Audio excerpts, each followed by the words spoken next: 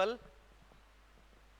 Class में अपन ने circulatory system start करा था और उसके अंदर क्या क्या देख लिया था?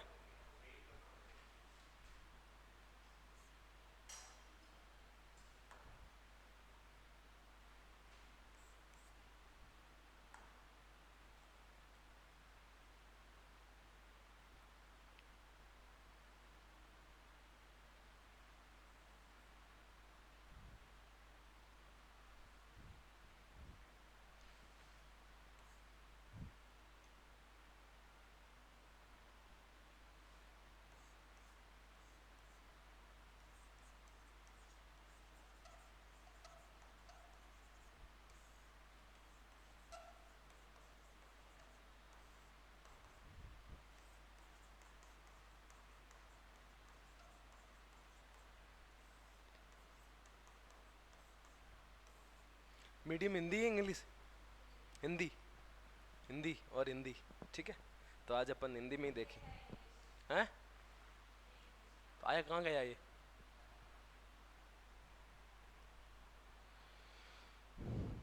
तो कल इसके अंदर अपन ने क्या देखा था कि अपन ने देखा था कि इसके अंदर 3 कंपोनेंट है और ये बॉडी का क्या है? ट्रांसपोर्ट सिस्टम है, या मतलब क्या हुआ इसका? यानी बॉडी के अंदर किसी भी चीज का ट्रांसपोर्ट, चाहे गैस की बात करो, गैस में किसकी लेते हैं, चाहे ऑक्सीजन की बात करें या CO2 की बात करें, कुछ न्यूट्रिएंट्स की बात करें या पोषक तत्वों की बात करें, या कुछ वेस्ट प्रोडक्ट की बात करें, इन सब को सेल के अंदर या बॉडी के अंदर एक जगह से दूसरी जगह में ट्रेवल करवाने का काम कौन करता है? ये ट्रांसपोर्ट मीडिया करता है। और इसी से रिलेटेड सिस्टम पढ़ते हैं अपन, उसको क्या बोलते हैं अपन?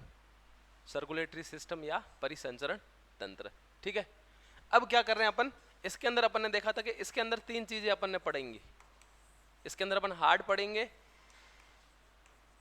ब्लड पढ़ेंगे और इसके अंदर क्या पढ़ेंगे? वेसल्स, यानी कि हृदय,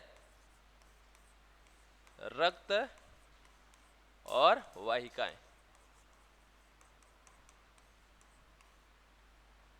ठीक है। अब इसके अंदर अगर अपन देखें, सबसे पहले हृदय के अंदर अपन ने क्या क्या चीजें देख ली थी? क्या क्या चीजें देख ली थी इसके अंदर?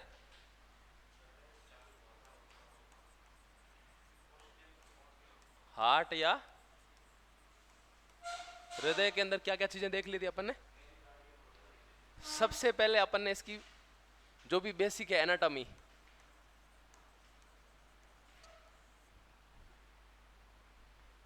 ठीक है, यानी कि इसकी पोजीशन क्या है, ठीक है, साइज या शेप क्या है इसकी, ठीक है। और फिर अपन ने क्या देखी थी? इसकी इंटरनल स्ट्रक्चर, यानी कि आंतरिक संरचना। क्या देखी थी अपन ने? इंटरनल स्ट्रक्चर या आंतरिक संरचना, ठीक है। इसके अंदर अपन ने देखा दोनों फेफड़ों के बीच में, ठीक है, इन बिटवीन बोथ लंग्स, दोनों फेफड़ों के मध्य। तो दोनों फेफड़ों के बीच में कौन सी हड्डी है यहाँ पे? स्टर्नम या उरुस्थि, हिंदी में क्या बोलेंगे उसको?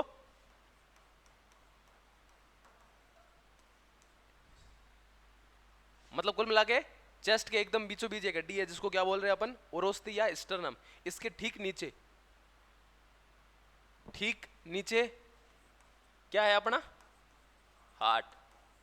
तो अपन को इसकी बीट लेफ्ट साइड क्यों सुनाई देती? कैसा होता है? टिल्टेड होता है, ऐसे तिरछा होता है, ठीक है। ऐसा देख, मतलब इसकी पोजीशन ऐसे ऐसे तिरछी होती, टिल्टेड होता थोड़ा, यानी कि स्लाइटली टिल्टेड टूवर्ड्स लेफ्ट, यानी कि थोड़ा सा बाईं और झुका हुआ, ठीक है, ये पोजीशन। फिर अपन ने इसकी साइज देखी, यानी कि बंद मुट्ठी के आकार का। कैसा था? यानी 12 सेंटीमीटर के आसपास इसकी साइज थी। फिर अपन ने क्या देखा, इसका वेट, कि वेट कितना है, 250 से 300 ग्राम एक तरीके से, या एवरेज कहीं कहीं पे भी लिखा हुआ होता है 350 ग्राम। ये एवरेज जो है वेट है किसका, हार्ट का। ये 250 का मतलब ये फीमेल के अंदर है, और 300 का मतलब ये किसके अंदर है, मेल के। ठीक है। फिर अपन ने पोजीशन, साइज, अब साइज और भी कुछ लिखी थी अपन ने। क्या लिखी थी? कॉनिकल शेप्ड, एक खोखली संरचना है। ये गुलाबी रंग की शंक्वाकार खोखली संरचना है, होलो स्ट्रक्चर, और जो जिसके अंदर क्या होंगे, चैम्बर होंगे। तो इसके बाद में आपने इसकी आंतरिक संरचना देखी थी।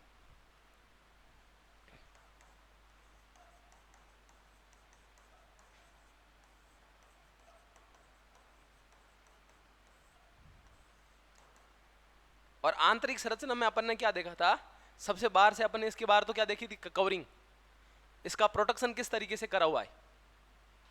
तो इस अपन ने क्या देखा था, जैसे कि मान लो एक हार्ट है, तो इसके बाहर ऐसा एक थैलेनुमा आवरण होता है, ऐसा। और थैलेनुमा आवरण में 2 परत होती है, बाहरी और अंदर वाली। मतलब अगर मैं इस मुट्ठी को हाथ मानूं तो इसके बाहर ऐसे 2 कवरिंग है, एक पहली फिर दूसरी, दोनों को मिला के क्या बोलते हैं, क्या बोलते हैं, पेरिकार्डियम। क्या बोलते हैं, पेरिकार्डियम।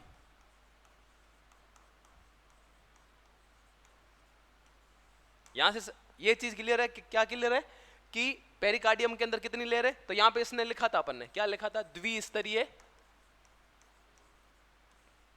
झिल्लीमय थैलेनुमा आवरण, या थैलीनुमा आवरण होता है किसके बाहर, हार्ट के बाहर, जो इसको क्या प्रदान करता है, सुरक्षा प्रदान, यानी कि प्रोटेक्शन प्रदान करता है। अब बात यह आई कि इसके अंदर बाहर वाली को क्या बोलते हैं और अंदर वाली को क्या बोलते हैं। तो ये पेरिकार्डियम,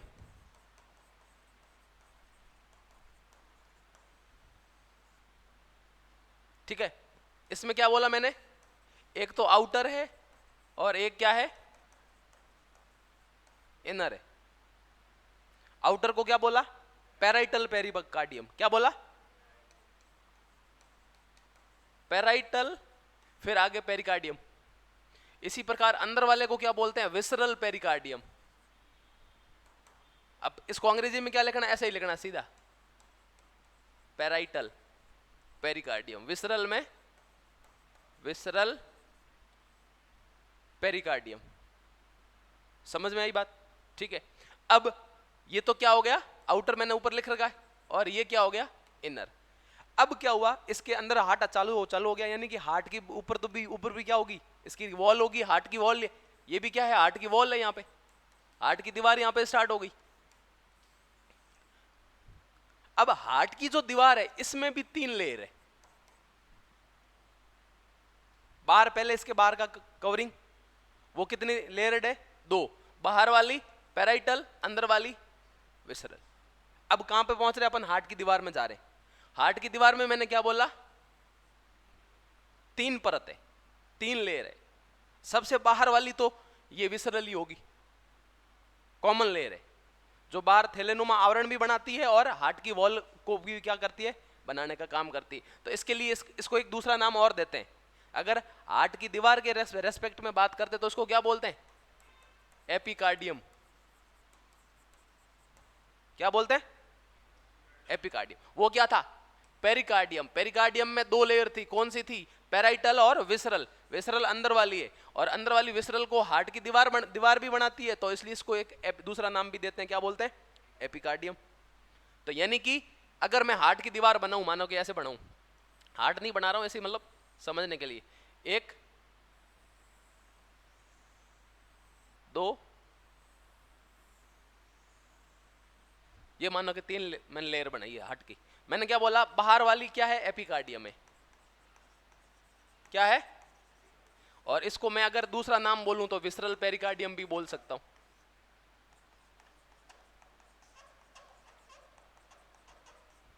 ये बोल सकता हूं। फिर मैं क्या बोल रहा हूं, एक इसके अंदर की तरफ और लेयर है जो क्या है, दोनों के बीच की लेयर है, सबसे अंदर बीच वाली और सबसे बाहर वाली।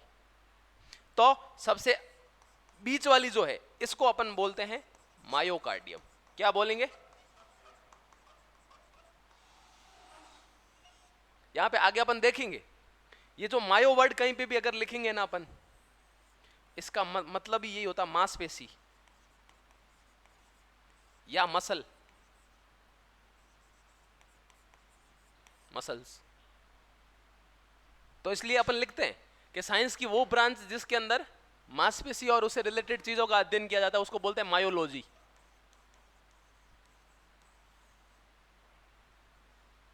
ठीक है, तो कहीं पे भी मायो वर्ड आए जिससे समझना ये किसकी बात हो रही है, मांसपेशियों या मसल्स की बात हो रही।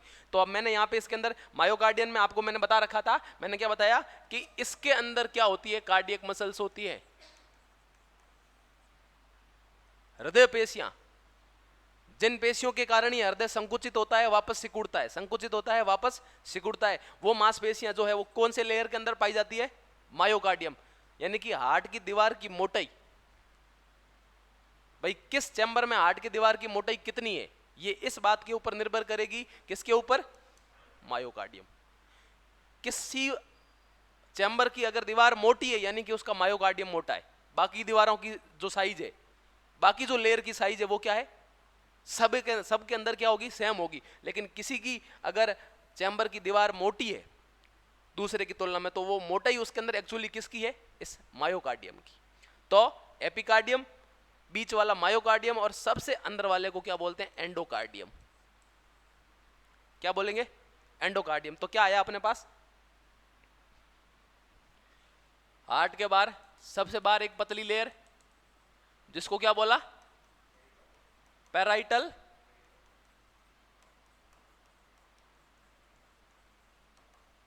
पेरिकार्डियम। फिर मैंने क्या बोला, इसकी तुलना में थोड़ा सा मोटा है लेकिन इसका पेरिकार्डियम का पार्ट ये,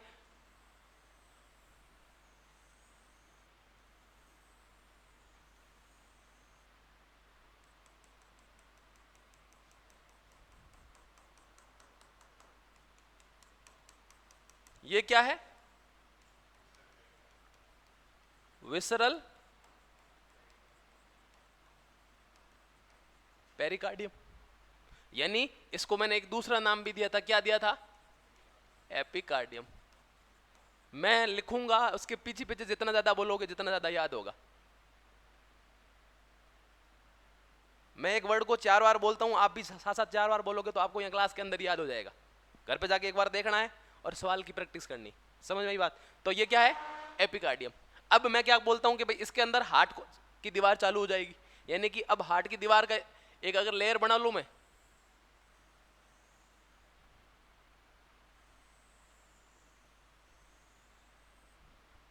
अब यहां पे देखो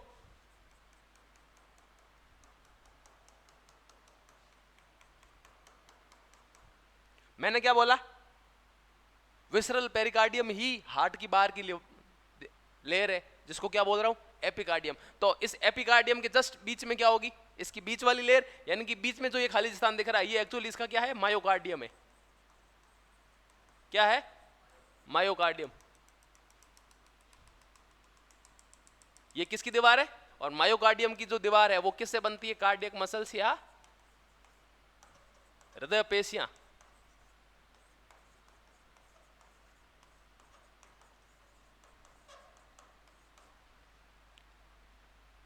समझ में आई बात। अब इसके अंदर की लेयर क्या कहलाएगी, एंडोकार्डियम, सबसे आंतरिक हृदय दीवार, बाहर वाली एपिकार्डियम, बीच वाली मायोकार्डियम यानी कि मध्य, और अंदर वाली यानी कि एंडोकार्डियम। और इसके अंदर फिर क्या होंगे, हार्ट के चैम्बर स्टार्ट चालू हो जाएंगे। कुल मिला के मैंने ये हार्ट का क्या बनाया है, टीएस बनाया है, अनुप्रस्थ काट बनाया है। जैसे कि पेन को मैंने ऐसे काट दिया, अब मैं देखूंगा इस पेन के अंदर क्या क्या लेयर दिख रही है मेरे को, समझ में आई बात। ठीक है, तो ये हार्ट की बार की कवरिंग देखी थी, और फिर अपन ने क्या देखा था कि आंतरिक रूप से हार्ट कितने कक्षों में बटा रहता है, 4 कक्षों में। कितने कक्षों में, यानी कि हार्ट में कितने कक्ष है, 4 कक्ष है, 2 ऊपर वाले 2 नीचे वाले, तो 2 अपर चैम्बर। अब ये जो चैम्बर है ये थोड़े से छोटे होते हैं, स्मॉल होते हैं, और इनको क्या बोलते हैं? एट्रियम। क्या बोलेंगे? और हिंदी में क्या बोलते हैं? अलिंद। क्या बोलते हैं? साथ साथ में बोलना है, क्या बोलेंगे? अलिंद। फिर दूसरा, नीचे वाले दो, टू लोअर चैम्बर, और नीचे वाले जो चैम्बर है वो थोड़े से क्या होते हैं? बड़े, यानी कि लार्ज, और इनको क्या बोलेंगे अपन? वेंट्रिकल। और वेंट्रिकल यानी कि हिंदी में नीले। इतनी बात समझ में आई? यानी कि हृदय, मानव हृदय आंतरिक रूप से कितने कक्षों में बटा होता है? 4, यानी कि ऊपर वाले 2 आलिंद, नीचे वाले 2 नीले। और इसमें भी अगर आपको याद रखना है कि आलिंद में भी 2 आलिंद है, एक इधर राइट एट्रियम होगा, ऐसे हो तो होगा राइट एट्रियम, और लेफ्ट एट्रियम, उसी प्रकार राइट वेंट्रिकल और लेफ्ट वेंट्रिकल। तो अगर देखा जाए तो ये जो राइट वाला एट्रियम है इस लेफ्ट वाले की तुलना में क्या होता है? बड़ा। इसी प्रकार वेंट्रिकल के अंदर ये राइट वाले की तुलना में लेफ्ट वाला बड़ा होता है। इसलिए याद रखना, जो ये लेफ्ट वेंट्रिकल है इसकी जो दीवार है वो सबसे मोटी ज्यादा होगी, सबसे ज्यादा बड़ी दीवार की मोटाई, सबसे ज्यादा दीवार की मोटाई है वो कौन से नीले में देखी जाती है? बाएं नीले में। ऐसा क्यों? कहां पे लेके आई थी? चलो सिरा तो यहां पे लेके आई ब्लड, कौन सी वाली लेके आई? वेना कावा या मासेरा लेके आई? इसमें कौन लेके आया ब्लड? भाई देखो साइमल्टेनियसली दोनों के अंदर चीजें हो रही है ना।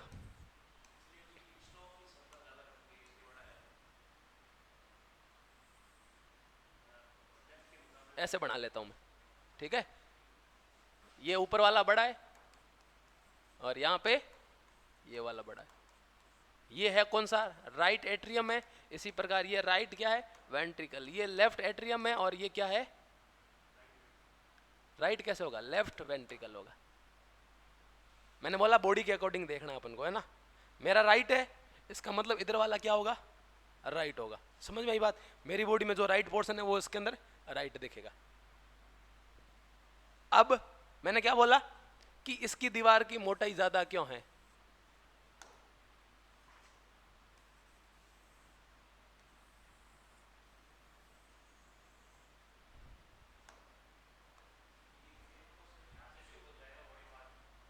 एक्चुअली क्या है कि ये जो वेंट्रिकल है, हाँ, ये वेंट्रिकल क्या करता है भाई? इसके ऊपर वाले एट्रियम को फेफड़ों से शुद्ध रक्त प्राप्त होता है।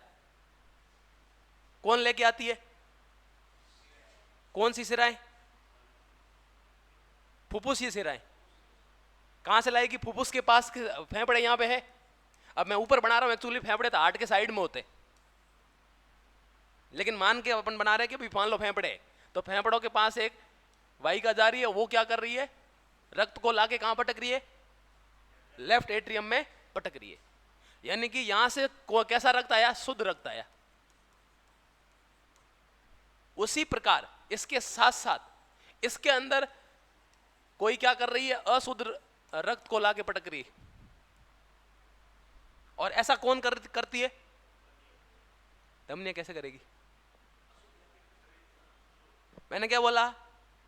धमनी हमेशा हार्ट से निकलेगी, तो आएगी कैसे धमनी?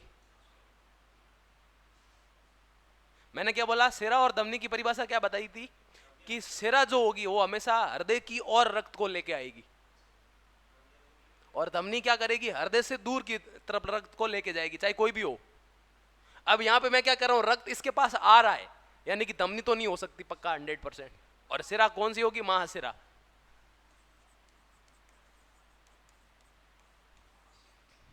और भी अगर महासिरा को इसको और डिफरेंशिएट करें तो शरीर डायफ्राम के ऊपर वाले हिस्सों से जो महासिरा लेके आती है उसको बोलते हैं अग्र महासिरा या इंफीरियर वेना कावा।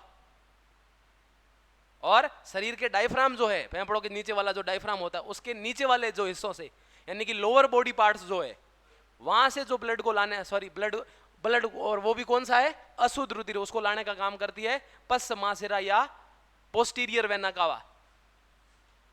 तो कुल मिला के ला कौन रही है, वेना कावा ला रही। ठीक है, अब ये यहां पे आ गया।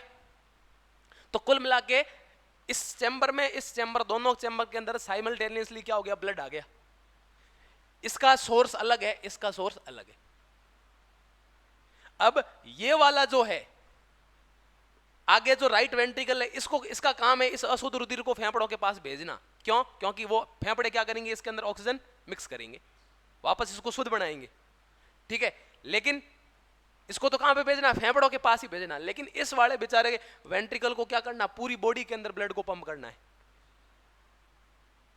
तो एक किसी ऑर्गन के पास अगर ब्लड को मैं भेजूं और पूरी बॉडी के अंदर ब्लड को मैं भेजूं, तो ज्यादा प्रेशर किसके अंदर लगेगा, इसके अंदर। तो यानी कि इसकी दीवार की मोटाई मेरे को ज्यादा रखनी पड़ेगी, यानी कि इसके अंदर जो कार्डियक मसल है वो ज्यादा होगी, यानी कि इसका जो मायोकार्डियम है वो क्या होगा, ज्यादा मोटा होगा।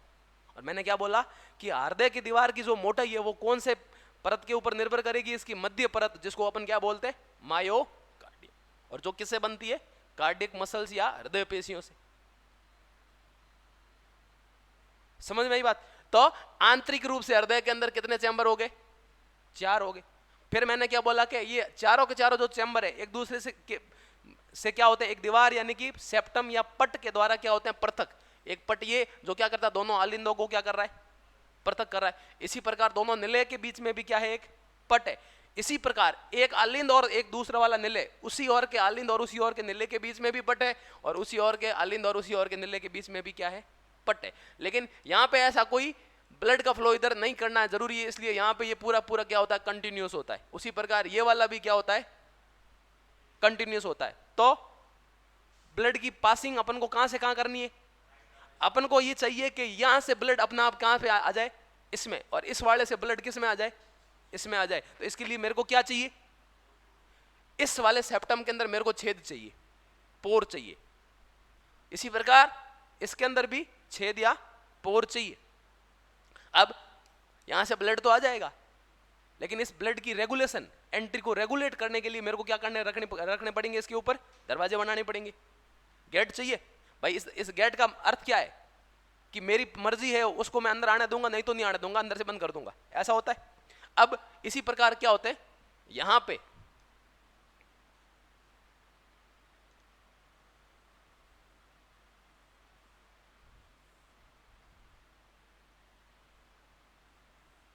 क्या है रे,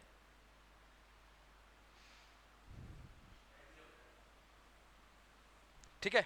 अब देखो यहां पे मान के चलो इस प्रकार ये जो छिद्र है यहां पे, ये वाला, इसके ऊपर इस प्रकार के ऐसे कुछ सेप्टम है।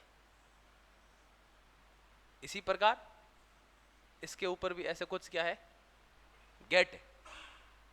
ये कैसे खुलते हैं कि ऊपर से जैसे ही ब्लड का प्रेशर आता है इनके ऊपर, तो ये क्या होते हैं ऐसे, जैसे कि मान लो ये ऐसे है, इस तरीके से है, ऐसे। जैसे ही इनके ऊपर प्रेशर बनता है तो ये क्या होते हैं, ऐसे हो जाते हैं, तो ब्लड नीचे आ रहा है। जैसे जैसे नीचे आया अपना ब्लड नीचे आ रहा है, नीचे वाले नीले क्या हो रहे हैं, ब्लड से भर रहे हैं। ऊपर से जैसे ही ब्लड आ रहा है वो डायरेक्ट कहां पे आ जा रहा है, इसके नीले, दोनों नीले के अंदर, इधर वाला इसमें, इधर वाला इसमें। तो अब क्या हुआ, जैसे ही ब्लड नीले के अंदर भर रहा है और अपना आप इन नीले की फिलिंग अपना आप 70% हो जाती है, नीले की फिलिंग 70% अपना आप हो जाएगी, यानी कि कोई भी प्रेशर रखने की जरूरत नहीं है। ऊपर से ब्लड एकदम अधिक कंसंट्रेशन से लोअर कंसंट्रेशन सांद्रता की तरफ या कंसंट्रेशन की तरफ चल लेगा ब्लड। अब 70% नीले जो है ब्लड से क्या हो गए, 70% वेंट्रिकुलर फिलिंग बोलते हैं इसको अंग्रेजी में, यानी कि 70% वेंट्रिकुलर फिलिंग हो गई। अब क्या हुआ, अब चूंकि उस नीले के अंदर 70% ब्लड आ गया, यानी कि उस ब्लड के द्वारा कुछ प्रेशर जो है वो कहां पे दिया जा रहा है, इनके इन वॉल, ये जो इसके ऊपर जो ये वॉल लगे हुए इनके ऊपर, यहां ब्लड का प्रेशर बढ़ रहा है, यहां पे ब्लड आ गया। इसी प्रकार यहां से यहां पे उपस्थित ब्लड ये भी क्या कर रहा है, इसके ऊपर प्रेशर डाल रहा है। तो क्या होगा, ये प्रेशर यहां आने की वजह से अब जो इसके पीछे जो 30% ब्लड बचा है वो अपने आप तो नहीं आ सकता, अपने आप तो नहीं आ सकता। तो यहां पे मेरे को क्या करना पड़ेगा, ये जो ऊपर वाले आलिंद है इनको क्या करना पड़ेगा, पिचकारना पड़ेगा। यानी कि इसको क्या बोलेंगे, एट्रियल सिस्टोल। क्या बोलेंगे,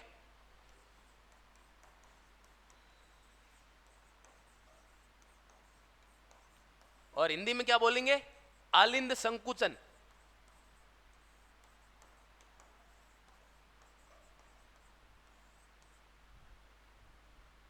क्या बोला, एट्रियल सिस्टोल या आलिंद संकुचन।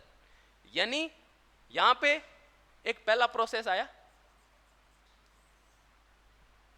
या इससे पहला का अगर स्टेप मैं देखूं तो इसको बोलेंगे जॉइंट डायस्टोल। जॉइंट का मतलब all 4 chambers of heart are in relaxed state. यानी कि हृदय के चारों कक्ष शिथिल अवस्था में पाए जा रहे, मतलब पैसिवली ब्लड से भर रहे हैं। आलिंद के अंदर ब्लड आ रहा है, वो चुपचाप अपने आप कहां पे जा रहा है, नीले के अंदर जा रहा है। यानी कि ऐसी कुछ घटनाएं हो रही है।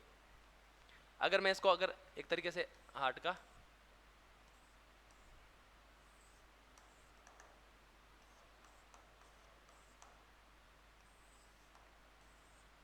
ठीक है,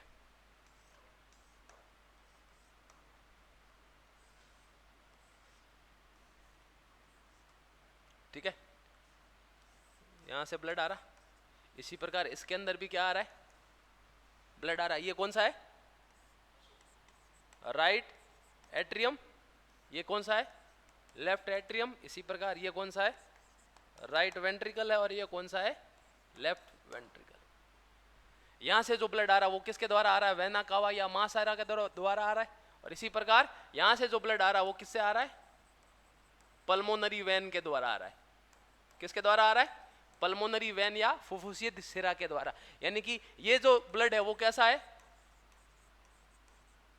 अशुद्ध है, और ये वाला ब्लड कैसा है, क्योंकि फेफड़ों से आ रहा है, फेफड़ों ने क्या कर दी, उसके अंदर ऑक्सीजन मिक्स कर दी। अब ये ब्लड यहां पे आया, और मैंने क्या बोला, ये गेट खुले हैं यहां से, तो अपना आप जो भी इसके अंदर ब्लड आ रहा है वो इसमें जाया जा रहा है, और चारों का चारों जो चैम्बर है वो क्या कर रहे हैं, रिलैक्स कर रहे हैं। तो अपना आप इसमें से ब्लड इसके अंदर, यानी कि इस दौरान वेंट्रिकल की पैसिवली फीलिंग हो जाएगी, कोई भी एनर्जी यानी कि कोई भी कॉन्ट्रैक्शन की यहां पे जरूरत नहीं है। ये हुई। अब इस जॉइंट डायस्टोल कंडीशन के दौरान मैंने क्या बोला कि 70% वेंट्रिकुलर फीलिंग हो जाएगी, मतलब वेंट्रिकल 70% अपना आप क्या होंगे, ब्लड से भर जाएंगे। क्योंकि अपन को पता है जो भी आलिंद के अंदर रक्त आ रहा है वो अपना आप किस में जा रहा है, नीले में, क्योंकि इनके बीच के जो गेट है वो क्या है, खुले। ठीक है, अब क्या होगा, 70% जैसी हुआ, क्या हुआ, ब्लड का प्रेशर बढ़ गया किसके अंदर, वेंट्रिकल के अंदर। तो अब फर्दर ब्लड जो है वो आगे वाला जो है, क्यों आगे वाला ब्लड बोल रहा है भाई हम भी इसके अंदर क्या नहीं आ रहे, फंस रहे हैं, मतलब हम भी इसके अंदर आ नहीं रहे, तो तुम कहां से आ रहे हो। तो वो क्या करता है, उल्टा सामने से प्रेशर लगाता है, आने दूसरे वाला ब्लड को क्या करता है, रोकता है। तो फिर ऐसा होता, तो इससे क्या होता है, दूसरा स्टेप आता है, और उसको क्या बोलेंगे अपन, एट्रियल सिस्टोल।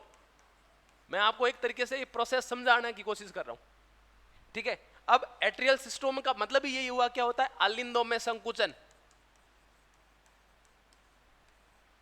क्या हो रहा है, आलिंदों में संकुचन। और ये संकुचन कितने टाइम के लिए होता है, 0.1 सेकंड के लिए। आप लिखो मत लिखो कोई जरूरी नहीं, वैसे आपको समझा रहा हूं सिर्फ, ठीक है। अब ये आलिंदों में संकुचन हो रहा है, तो इससे हो क्या रहा है कि जो बचा कुचा ब्लड है वो कितना है, 30%। 30% रिमेनिंग ब्लड इन एट्रियम।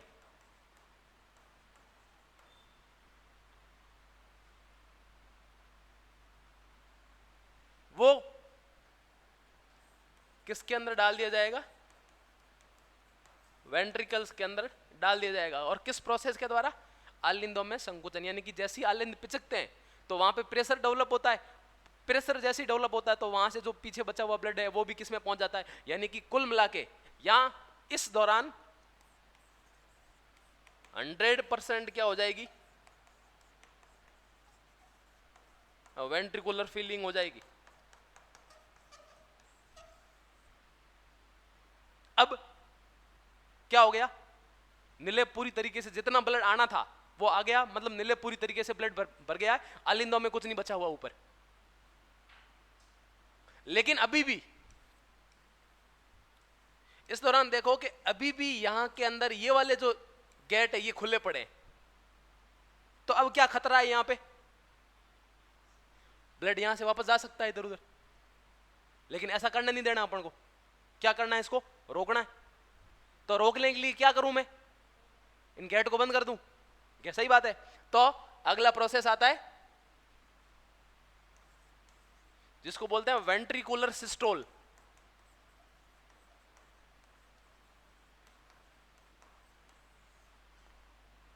क्या हुआ? यानी कि निलय संकुचन की अवस्था, निलयों में संकुचन। अब क्या हो क्या रहा है? देखो यहां पे अभी जैसे ही ब्लड पूरा आया 100%, अभी निलयों के अंदर संकुचन स्टार्ट हुआ नहीं है।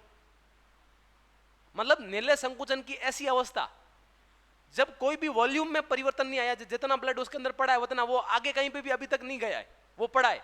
लेकिन उसकी वजह से प्रेशर वहां पे इतना डेवलप हुआ तो उनकी वजह से यहां पे इस दौरान आपको क्या करने पड़ेंगे? ये एवी वॉल्व जो है इनकी क्या करनी पड़ेगी आपको?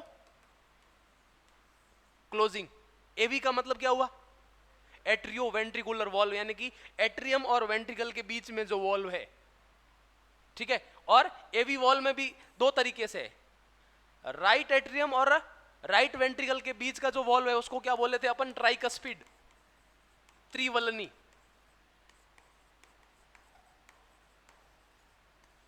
क्या बोले थे? त्रिवलनी। उसी प्रकार दूसरा उसको क्या बोले थे? बाइकस्पिड, या इसका दूसरा नाम कभी कभार पूछ लेते हैं मिट्रल वॉल्व, यानी कि द्विवलनी।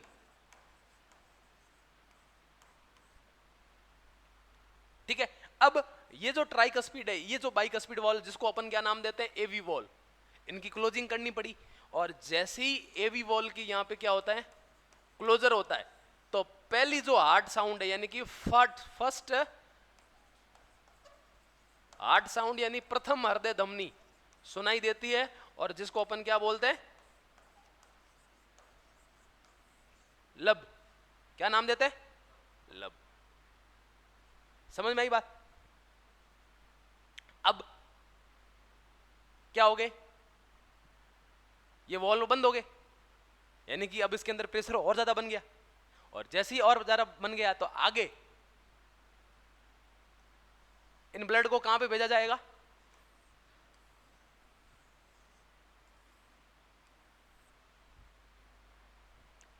कुल मिला के अब ऊपर की बात नहीं करेंगे अपन, इसकी बात करेंगे। ये कौन सा? राइट वेंट्रिकल है, और ये कौन सा है?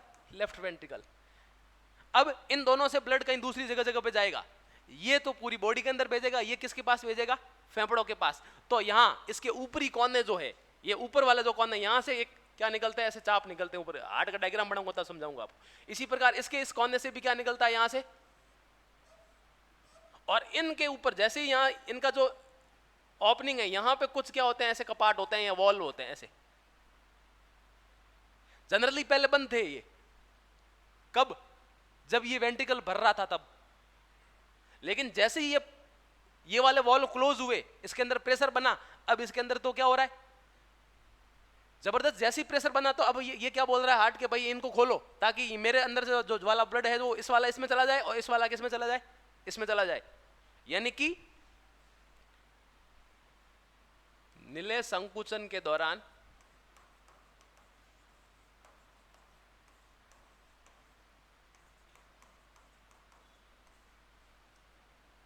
दाब बढ़ने के कारण इन जो कपाट है इनको अपन एक नाम देते हैं अर्धचंद्राकार कपाट।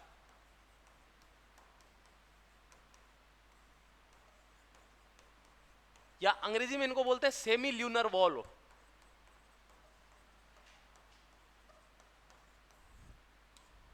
अर्ध मतलब आधे चांद की तरह ऐसे दिखते हैं, ऐसे इस तरीके से, ऐसे ऐसा कुछ संरचना इनकी होती है, इसलिए इनको बोलते हैं। तो क्या हुआ है, निलय संकुचन के दौरान दाब बढ़ने के कारण अर्धचंद्राकार कपाट खुल जाते हैं। और ये खुलने की वजह से क्या होता है, जो रक्त है तेजी से क्या होता है, तेजी से, अब तेजी से किस में प्रभावित होता है, तो ये लेफ्ट वेंट्रिकल की तरफ वाला जो है ये, इसको अपन बोलते हैं एओर्टा या महाधमनी। क्या बोलेंगे, एओर्टा या महाधमनी। इसी प्रकार जो राइट वेंट्रिकल जिसके अंदर ब्लड भेजेगा उसको अपन क्या बोलते हैं, क्या बोलोगे, जो हृदय से दूर लेके जाता है ब्लड को, कौन लेके जाता है, कौन लेके जाती है, धमनी। तो ये कौन सी धमनी होगी, पल्मोनरी आर्टरी, यानी फुफ्फुसीय धमनी।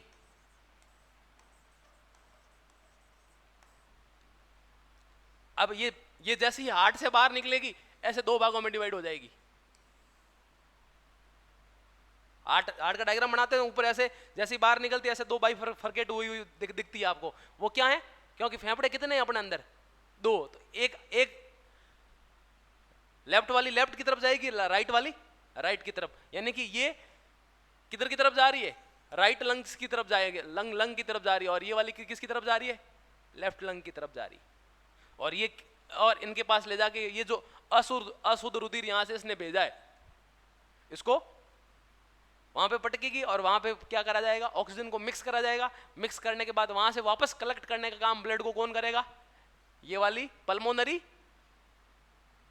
वेन्स, फुफ्फुसीय सिराएं, जो लाके ब्लड को यहां पे पटकेगी, वापस ब्लड इसके अंदर जाएगा और फिर क्या होगा, बॉडी के अंदर प्रवाहित होगा। यानी कि यहां अब इसी प्रकार ये जो यहां से दिख रहा है ना इसकी महाधमनी, ये भी यहां जाके यहां से क्रॉस करती है, यहाँ क्रॉस करके ऐसे ऊपर से घूमती है, घूमती हुई यहाँ पे इस प्रकार से यहाँ से कैरोटिड आर्टरी वगैरह यहाँ से निकल जाती है इनसे, फिर ये घूम के वापस नीचे आती, एक चाप बनाती है, ऊपर जाके क्या बनाती है, वहां से घूम के, इसको बोलते हैं एओर्टिक आर्क, एओर्टिक आर्क।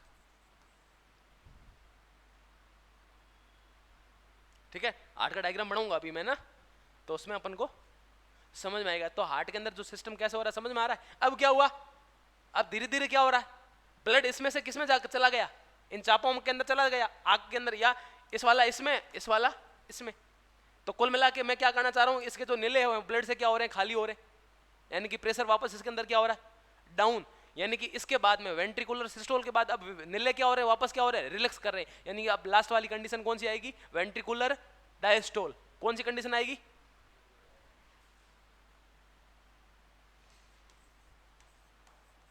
अब क्या कंडीशन आ रही है, वेंट्रिकुलर, यानी कि निलयों के अंदर शीतलन आ रहा है, क्योंकि ब्लड से खाली हो रहे हैं, ब्लड जैसे ही बाहर निकल रहा है प्रेशर कम हो रहा है, प्रेशर कम हो रही थी इसकी मसल जो है वो क्या कर रही है, रिलैक्स कर रही है। और वेंट्रिकुलर सिस्टल की ड्यूरेशन आप लिखना चाहो तो लिख लेना 0.3 सेकेंड। ठीक है, अब निलयों में शीतलन हो रहा है, क्या हो रहा है, निलयों में शिथिलन हो रहा है। अब शिथिलन हो रहा है यानी कि प्रेशर कम हो रहा है, प्रेशर कम हो रहा है यानी कि अब ये जो, और जैसे जैसे प्रेशर कम होगा ब्लड इनके चापों के अंदर जाना बंद हो जाएगा। कहां, चाहे इस महाधमनी का चाप हो या दोनों का चाप हो, दोनों में से ब्लड का होगा, नीले में से जाना बंद हो जाएगा, क्योंकि प्रेशर कम हो रहा है। अब प्रेशर कम हो रहा है, ब्लड जाना कम होगा, तो मेरे को क्या करना पड़ेगा, वापस से पहले वाली कंडीशन लाने के लिए मेरे को यहाँ के ऊपर जो अंदर अर्धचंद्राकार कपाट है इनको क्या करना पड़ेगा, बंद करना पड़ेगा वापस, ताकि मैं क्या करूं, ये जो एवी वॉल वाले जो कपाट है यानी कि ट्राइकस्पिड बाइकस्पिड उनको वापस खोल सकूं। अभी तक वो खुले नहीं, बंद है। अगर खुला होगा तो निलय कांटेक्ट कर रहा है तो वापस ब्लड कहां पे चला जाएगा, ऊपर चला जाएगा। ठीक है, तो क्या करूं मैं, इनको अब मेरे को इस कंडीशन के दौरान क्या करना, बंद करना है, ताकि वापस क्या हो जाए, प्रेशर डेवलप हो और फिर वापस क्या हो जाओ, एवी वॉल खुले, तो ताकि ऊपर वेंट्रिकल के अंदर जो एट्रियम के अंदर जो ब्लड आ रखा है पहले वो किस में आ जाए, वेंट्रिकल में वापस पुनः, यानी कि पहले वाला साइकिल जॉइंट डायस्टोल की कंडीशन वापस स्टार्ट हो जाए। यानी मतलब इसके दौरान क्या होता है, अर्धचंद्राकार कपाट, इनका क्या देखा जाएगा, क्लोजर। और जैसे ही इस दौरान अर्धचंद्राकार कपाट बंद होते हैं तो दूसरी वाली 8 साउंड सुनाई देती है, जिसको अपन क्या बोलते हैं, डब। क्या बोलते हैं, डब। इसलिए अपन हार्ट बीट होती है ना, लब डब लब डब, तो वो वाली क्या कौन सी है, फर्स्ट, और ये वाली कौन सी है, सेकंड हार्ट साउंड। तो याद रखना दोनों के दोनों साउंड जो है वो किसी की क्या होती है, गेट के बंद। और पहली वाली कौन से गेट, एवी वॉल वाले गेट बंद होने के कारण, और दूसरी वाली सेमिलूनर जो गेट है वो उनके वापस बंद होने के दौरान क्या होती है, सुनाई देती है। समझ में आई बात, ठीक है। तो ये हो गया। अब ये बंद हुआ, रिलैक्स कर रहा वेंट्रिकल, और एट्रियम पहले से ही रिलैक्स कर ही रहे हैं, क्योंकि कॉन्ट्रैक्शन तो 0.1 सेकंड के लिए ही हुआ, बाकी टाइम एट्रियम पूरा टाइम क्या करते रिलैक्स ही करेंगे। यानी कि और ऊपर से ब्लड कहां पे आ रहा है, एट्रियम के अंदर आ रहा है, लेकिन प्रॉब्लम क्या है, जो एवी वॉल्व है वो क्या है, बंद पड़े हैं, तो वेंट्रिकल के अंदर ब्लड नहीं आ पा रहा है। तो जैसे ये रिलैक्स हुआ, अब इसके बाद में अगला कंडीशन क्या आ जाएंगे, वापस एवी वॉल्व जो है वो क्या हो जाएंगे, प्रेशर बढ़ रहा है वेंट्रिकल के अंदर ब्लड का, जैसे ही प्रेशर बढ़ा तो क्या हो जाएंगे वापस ये एवी वॉल्व। अब बाद में एवी वॉल्व वापस क्या हो जाएंगे, ओपन होगा, तो वापस कौन सी कंडीशन आ जाएगी, जॉइंट डायस्टोल की कंडीशन आ जाएगी। यानी कि जो एट्रियम के अंदर ब्लड पड़ा वो पैसिवली वापस किस में आना चालू हो जाएगा, वेंट्रिकल के अंदर वापस अपना आप 70% वेंट्रिकल की फिलिंग होगी। फिर उसके बाद में वापस एट्रियम के अंदर क्या होगा, कॉन्ट्रैक्शन होगा, कॉन्ट्रैक्शन होने के बाद 100% पूरे भर जाएंगे। फिर वो वापस उसके अंदर वेंट्रिकल के अंदर प्रेशर बढ़ेगा, वेंट्रिकल के अंदर प्रेशर बढ़ेगा तो क्या होगा, उनके एवी वॉल के ऊपर दबाव पड़ेगा, दबाव पड़ने के दौरान ताकि बैक फ्लो नहीं हो ब्लड का, तो इस वजह से एवी वॉल बंद होगा। वैसे ही वापस क्या होगी, हार्ट, पहली वाली हार्ट साउंड सुनाई देगी, कौन सी, लब। इस प्रकार से जो है साइकिल चलता रहता है। तो इस साइकिल को अपन क्या बोलते हैं, कार्डियक साइकिल। क्या बोलेंगे, कार्डियक साइकिल का मतलब क्या होता है, घटनाओं का वो क्रम जो एक प्रकार से एक चक्रीय रूप से साइक्लिक फॉर्म में दोहराया जाता है, होता है। जैसे कि वीक होता है, वीक साइकिल पढ़ते हैं ना, वीक मतलब मंडे, अगला 7 वापस, तो इसको क्या बोलते हैं, साइकिल। तो ये क्या है, किसका साइकिल है, हृदय का, हृदय चक्र या कार्डियक साइकिल। समझ में आई बात। और ये पूरे साइकिल की जो ड्यूरेशन होती है वो कितनी होती है, 0.8 सेकंड। कभी सवाल आ जाए तो प्री के अंदर 0.8 सेकंड। अब ये 8 सेकंड कैसे है, कैसे निकला, मैंने एक उसका एक पाई डायग्राम बना लेता हूं ताकि आप कभी कंफ्यूज नहीं होंगे। एक मैं चक्र बना रहा हूं, पाई डायग्राम बना रहा हूं, उससे समझ आएंगे कि अपन किसका किसका क्या ड्यूरेशन है। ठीक है,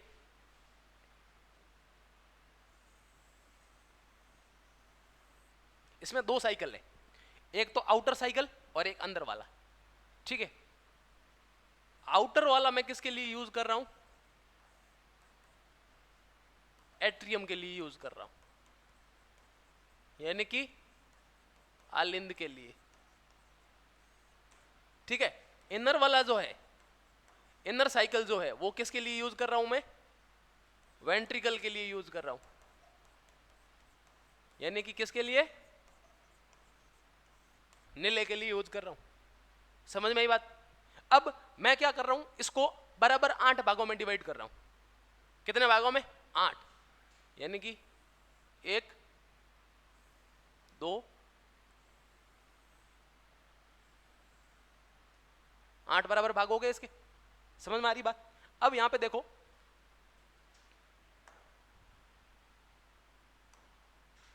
अब क्या कर रहा हूं मैं, यहां से स्टार्ट कर रहा हूं और पहले मैं लिख दे रहा हूं, यहां पे लिख क्या दे रहा हूं कि ये इसका क्या होगा 0.1 सेकंड, ये वाला साइकिल फिर 0.2 सेकंड, मतलब हर एक जो इसका पार्ट है वो 0.1 सेकंड का है। तो 8 बराबर भाग हो गए तो टोटल कितना हो जाएगा 0.8 सेकेंड, 0.3 सेकेंड, 0.4, 0.5, 0.6 और पॉइंट। ठीक है, अब मैं क्या कर रहा हूं, अब कार्डियक साइकिल के दौरान सिर्फ केवल और केवल कितनी घटनाएं होती हैं, दो, या तो सिस्टोल होता है या डायस्टोल होता है। अब कब किस में सिस्टोल होगा कब किस में डायस्टोल होगा वो आपको पता चल जाएगा यहां इस ये बनाने की वजह से। सिस्टोल का मतलब संकुचन, डायस्टोल का मतलब शिथिलन, यानी कि एक कांटेक्ट कर रहा है, कांटेक्ट करने के बाद में वापस जैसे ही रिलैक्स करता है उसको बोलते हैं डायस्टोल, वापस कांटेक्ट कर रहा है उसको क्या बोल रहे हैं, सिस्टोल। तो अपन पढ़ते हैं ना ब्लड प्रेशर में लिखते हैं अपन क्या,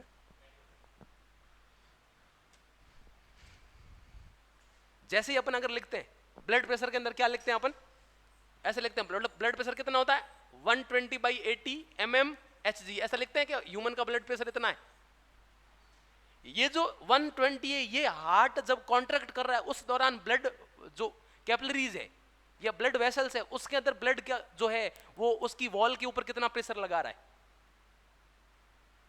और जब हार्ट रिलैक्स कर रहा है कोई भी ब्लड को पंप नहीं कर रहा, नॉर्मल कंडीशन के दौरान जो वेसल के अंदर ब्लड बह रहा है वो उसकी दीवार के ऊपर कितना प्रेशर लगा रहा है।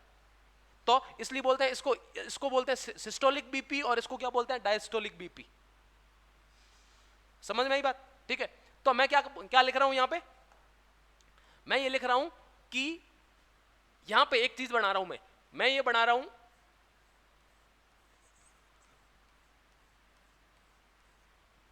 ठीक है, और इसका मतलब मैं आपको दे रहा हूं यहां पे, अगर कहीं पे भी मैंने ऐसा कर रखा है इसका मतलब सिस्टोल है, और कहीं पे भी मैंने इसको चैम्बर को अगर खाली छोड़ रखा है तो इसका मतलब क्या है डायस्टोल है, यानी कि इसका मतलब संकुचन है और इसका मतलब शिथिलन है।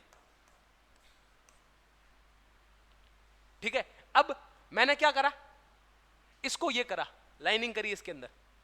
अब ये कौन सा साइकिल है, आउटर है या इनर है,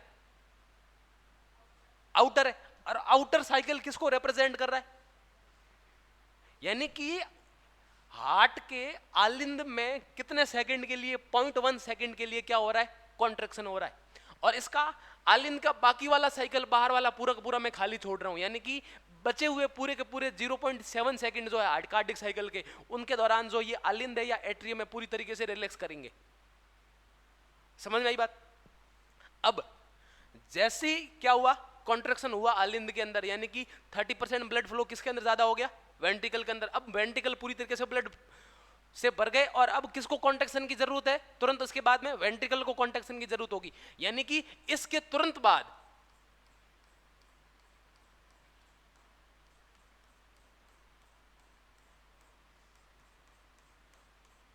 अब मैंने कितने बॉक्स के अंदर लाइनिंग करी है 3, 0.1, 0.2, 0.3, यानी टोटल 3 सेकंड 0.3 सेकंड के लिए क्या कर रहे हैं वेंट्रिकल कांटेक्ट कर रहे हैं। और ये अब चूंकि वेंट्रिकल कैसे पता चला, मैंने क्या लिखा, अंदर वाला जो सर्किल है, अंदर वाला सर्कल वो किसको रिप्रेजेंट कर रहा है नीले को, और मैंने लाइनिंग किसके अंदर करी अंदर वाले, और कितने बॉक्स के अंदर करी 3 के अंदर, यानी कि ये जो वेंट्रिकुलर कॉन्ट्रैक्शन हो रहा है कितने सेकंड के लिए हो रहा है 0.3 सेकंड के लिए, और इसके में बचे हुए जो खाली है वो क्या कर रहा हूं खाली छोड़ रहा हूं, यानी कि पीछे बचे हुए कितने 0.5 सेकंड, उस दौरान जो ये नीले है वो क्या कर रहा है रिलैक्स फॉर्म में पड़ा है।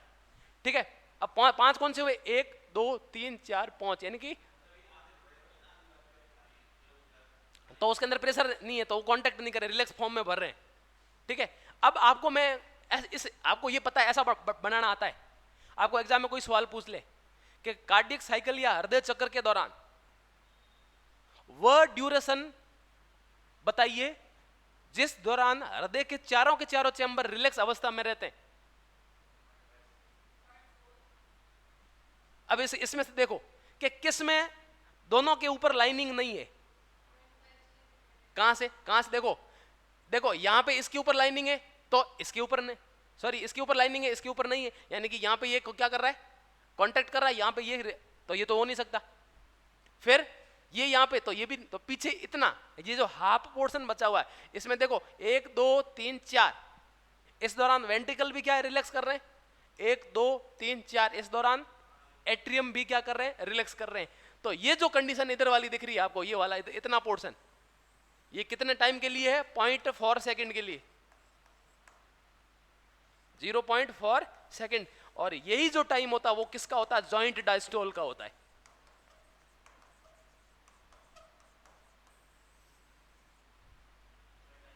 जो शुरुआत में सबसे पहले कंडीशन बात करी थी, जिसमें क्या बोला था मैंने कि हार्ट के जो चारों चैम्बर है वो पैसिवली ब्लड से भर रहे हैं, और उस दौरान 70% नीले की जो फिलिंग है वो अपने आप हो जाएगी, उसमें कोई भी एट्रियम कॉन्ट्रैक्शन की जरूरत नहीं पड़ेगी। नीले के अंदर कोई संकुचन नहीं चाहिए, नीले में जो भी ब्लड आएगा अपना आप किस में चला जाएगा, वेंट्रिकल के अंदर, या सॉरी आलिन के अंदर जो भी ब्लड आएगा वो किस में चला जाएगा, नीले के अंदर, यानी कि पैसिवली फिलिंग हो जाएगी उनकी। पैसिव का मतलब ये होता है कि पैसिव का मतलब कोई भी एनर्जी नहीं चाहिए वहां पे। भाई हार्ट की मसल कॉन्ट्रैक्ट कर रही है, उनके पास माइटोकॉन्ड्रिया है, माइटोकॉन्ड्रिया वो क्या करते हैं, वहां पे एनर्जी यूज करते हैं, एटीपी बनाते हैं, एटीपी को वहां पे यूज करा जाता है। ठीक है, तो किसी भी प्रोसेस के अंदर अगर एटीपी चाहिए तो उसको बोलते हैं एक्टिव प्रोसेस, सक्रिय प्रक्रिया। और जिस किसी भी प्रोसेस के अंदर बॉडी के अंदर एनर्जी नहीं चाहिए उसको बोलते हैं पैसिव, निष्क्रिय प्रक्रिया। समझ में आई बात? तो वहां पे अपन परिवहन पढ़ते हैं, तो वहां पे भी पढ़ते हैं सक्रिय परिवहन और निष्क्रिय परिवहन। तो पंप जो परिवहन करते हैं प्लाज्मा मेम्ब्रेन में वो कैसा करते हैं, सक्रिय वाला करते हैं, और जो चैनल परिवहन करते हैं वो कैसा करते हैं, निष्क्रिय वाला। वहां पे एनर्जी नहीं चाहिए, हाई कंसंट्रेशन से लो कंसंट्रेशन में अपना आप आयन चले जाते हैं। लेकिन पंप से भेजना है तो कहाँ सोडियम ज्यादा है और कम है, कम से ज्यादा की तरफ भेजा जाए तो इसके लिए क्या चाहिए, पंप चाहिए, यानी कि एनर्जी चाहिए। ठीक है, तो ये कार्डिक साइकिल, और पूरे कार्डिक साइकिल की ड्यूरेशन कितनी है, 0.8 सेकेंड। यानी कि ये चक्र जो है हर एक 0.8 सेकंड के बाद में दोहराया जाता है। तो 0.8 सेकंड को क्या करो, 1 मिनट से क्या कर दो भाई, 1 मिनट में हार्ट कितनी बार बीट कर रहा है, यानी कि कितने कार्डिक साइकिल 1 मिनट में आ रहे हैं, 72 कैसे आएंगे, तो इसको किससे मल्टीप्लाई करोगे, हाँ 60 के अंदर, बस तो क्या आ जाएगा, 72 आ जाएगा। बात समझ में आएगी? और जैसे जैसे एज बढ़ती है हार्ट जो है बीट वो कम होती है, बढ़ती है, कम होती है, स्लो हो जाता है। लेकिन जो बच्चे होते हैं छोटे उनके अंदर हार्ट बीट 120 होती है, फिर अपने अंदर 72, और बूढ़ों के अंदर 68 या 65 के आसपास आ जाती है। तो एज के साथ साथ हार्ट बीट है जो क्या होती रहती है, महिलाओं के अंदर ज्यादा होती है। किसमें, ए एथलीट में क्या होता है, एक तरीके से देखें तो उसके अंदर क्या होता है, स्ट्रोक वॉल्यूम बढ़ जाता है। तो वो क्या होता है, एक्चुअली क्या करता है, हर मिनट के अंदर, हर कार्डिक साइकिल के दौरान जो उसका ये वेंट्रिकल है जो बॉडी के अंदर ब्लड पंप कर रहा है, कौन सा वाला, लेफ्ट वाला, वो वेंट्रिकल नॉर्मल आदमी की तुलना में ज्यादा ब्लड पंप करता है। तो उसको बोलते हैं स्ट्रोक वॉल्यूम। जनरली किसी भी आदमी का स्ट्रोक वॉल्यूम 70 ml होता है।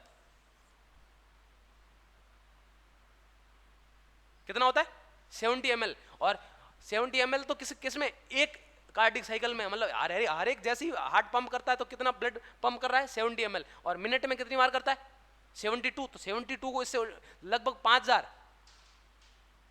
कितना आता है, 5000 ऐसे 49 पॉइंट ऐसे कोई या इतना कुछ आएगा शायद।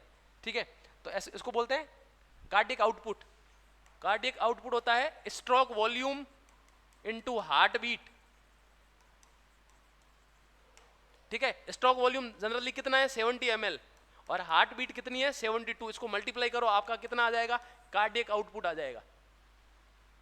यानी कि 1 मिनट में हृदय के प्रत्येक निले के द्वारा कितना रक्त पंप किया जा रहा है वो क्या है, कार्डियक आउटपुट। तो एथलीट जो है उसकी हार्ट रेट तो नॉर्मल की तुलना में स्लो होती है, लेकिन उसका जो कार्डियक आउटपुट है वो ज्यादा होता है। उसका कारण क्या है, क्योंकि उसके अंदर जो स्ट्रोक वॉल्यूम है वो क्या होता है, बढ़ जाता है। समझ में आई बात?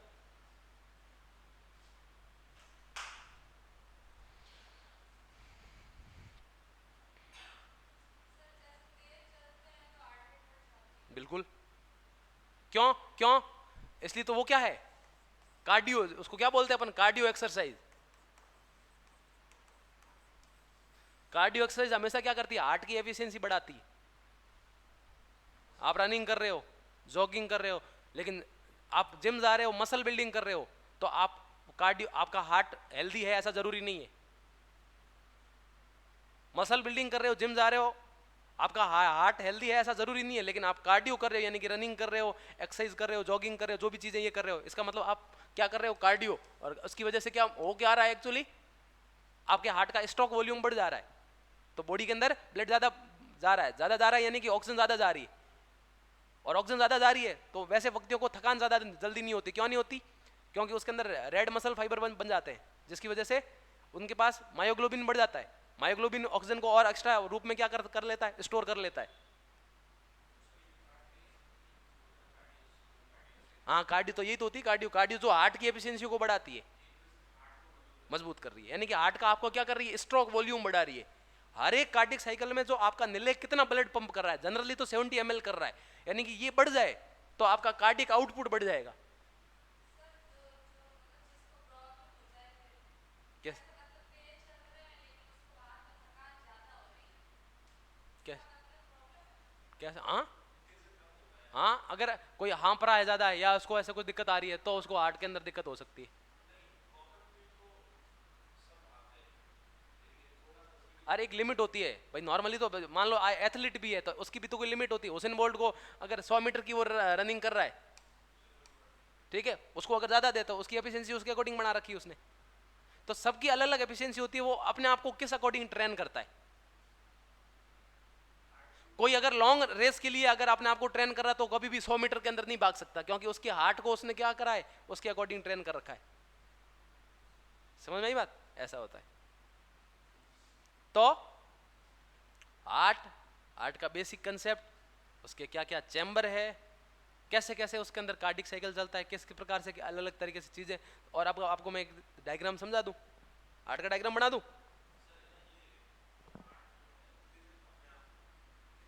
कैसे? हाँ, अभी बताएंगे। हार्ट का कंडक्टिव सिस्टम बताएं, आपके है नहीं, बाकी मैं बता दूंगा अभी। ज्यादा बताऊं क्या? कंडक्टिव सिस्टम हार्ट का कैसे, उसमें थोड़ा बता देता हूँ, पेस मेकर वगैरह थोड़ा है ना।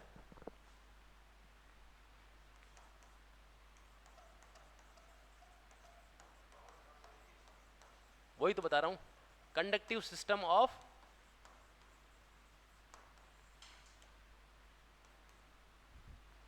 अब अपना जो इंसान का जो हार्ट है, ह्यूमन हार्ट जो है,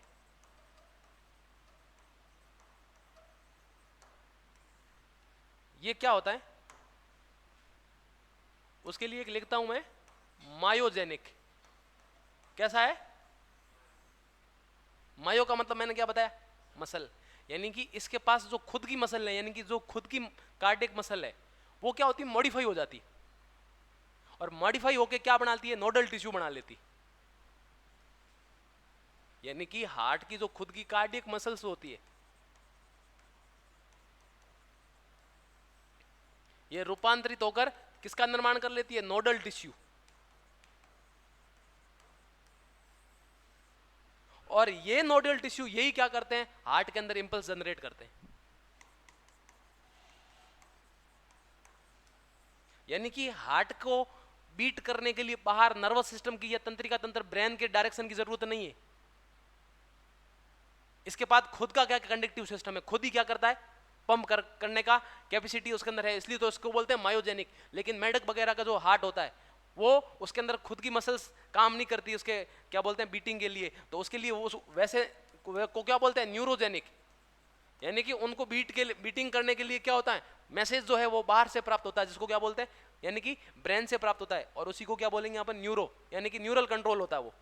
लेकिन अपना हार्ट है वो कैसा है, मायोजेनिक, यानी कि इसकी खुद की मसल्स है, इसकी बीट को क्या करती है, रेगुलेट करती है। अब होता क्या है इसमें, इसमें एक सिस्टम होता है, जैसे कि मैं अगर आपको डायग्राम बनाऊं,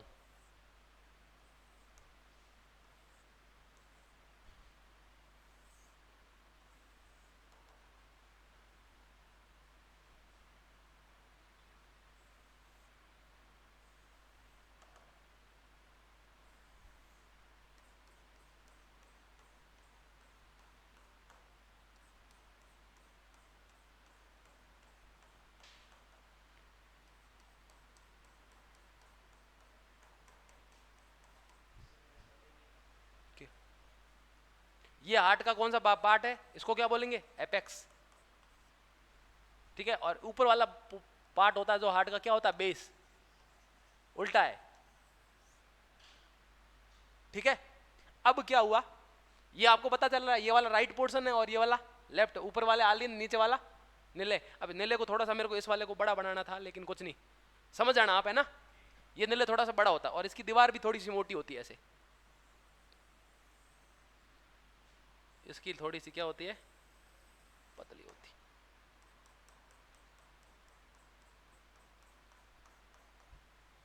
और ये इसके बीच का दोनों का क्या है, सेप्टम, यानी कि इंट्रा वेंट्रिकुलर सेप्टम या अंतरा नीले पट, दोनों नीले के बीच वाला पट। ठीक है, और ये अंतरा आलिंद पट। ठीक है, और ये इधर भी क्या है, ऐसा पट है, लेकिन इसके ऊपर इस प्रकार से क्या है, वॉल्व है। ये तो क्या है, ट्राइकस्पिड है, दोनों है एवी वॉल, लेकिन इसका एक स्पेशल नाम ट्राइकस्पिड और इसका स्पेशल नाम क्या है, बाइकस्पिड। और ये दोनों क्या है, एवी वॉल्व ही है, दोनों को अगर मिला के बोले तो एवी वॉल्व है। ठीक है, अब यहां से देखो, इसका जो ये वाला इधर की हिस्सा है, यानी कि जो इसका राइट एट्रियम होता है, राइट एट्रियम के अपर वाला जो किनारा है, वो भी कौन सा, राइट किनारा। यहां पे एक ऐसा कुछ नोडल टिश्यू होता है, ऐसा गुंडी नुमा संरचना होती है यहाँ पे, नोब लाइक स्ट्रक्चर यहाँ पे। ठीक है, और ये क्या करते हैं, इससे कुछ ऐसे फाइबर निकलते हैं ऐसे, और यहां से फिर एक फाइबर निकल के एक फाइबर यहां इसमें जाता है, और ये फाइबर आए, अब ये फाइबर आके यहां यहां इस पट के पास, ये जो पट है ना, इसके पास में यहां पे एक और गुंडी होती है यहां पे। ठीक है, अब इस गुंडी से, यानी कि अगर मैं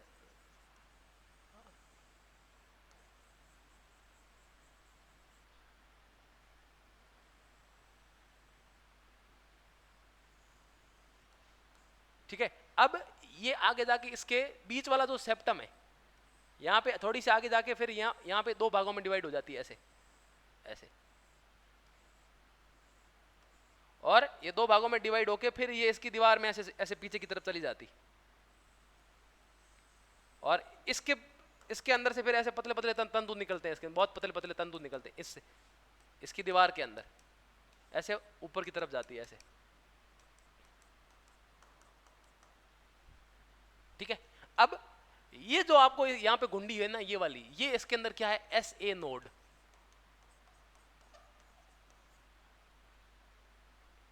एस ए का मतलब होता है साइनो एट्रियल नोड, यानी कि ऊपर वाले पास में, एट्रियम के पास में, और इसका दूसरा नाम होता है पेस मेकर।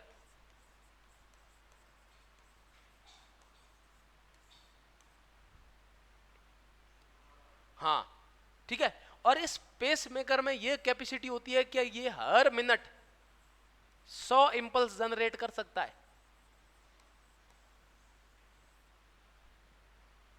कितना कर सकता है, 100 इंपल्स का मतलब आवेग, बीट, मैसेज, मतलब 100 बार देता है वो एक मिनट के अंदर। वो अभी अभी इसकी बात करके फिर बताऊंगा मैं ना। ठीक है, या अब यहां से जो भी इंपल्स दे रहा है, ये इनके द्वारा कहां पे आएगा, यहां पे आएगा, इनके द्वारा यहां पे आएगा कुछ, और इस वाले में चला जाएगा।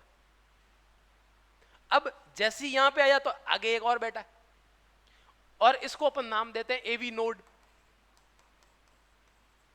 और एवी नोड है यानी कि एट्रियो वेंट्रिकुलर नोड, यानी कि एट्रियम और वेंट्रिकल के जंक्शन पे पाया जा रहा है। समझ में भाई? और एवी नोड को अपन दूसरा नाम देते हैं पेस सेटर।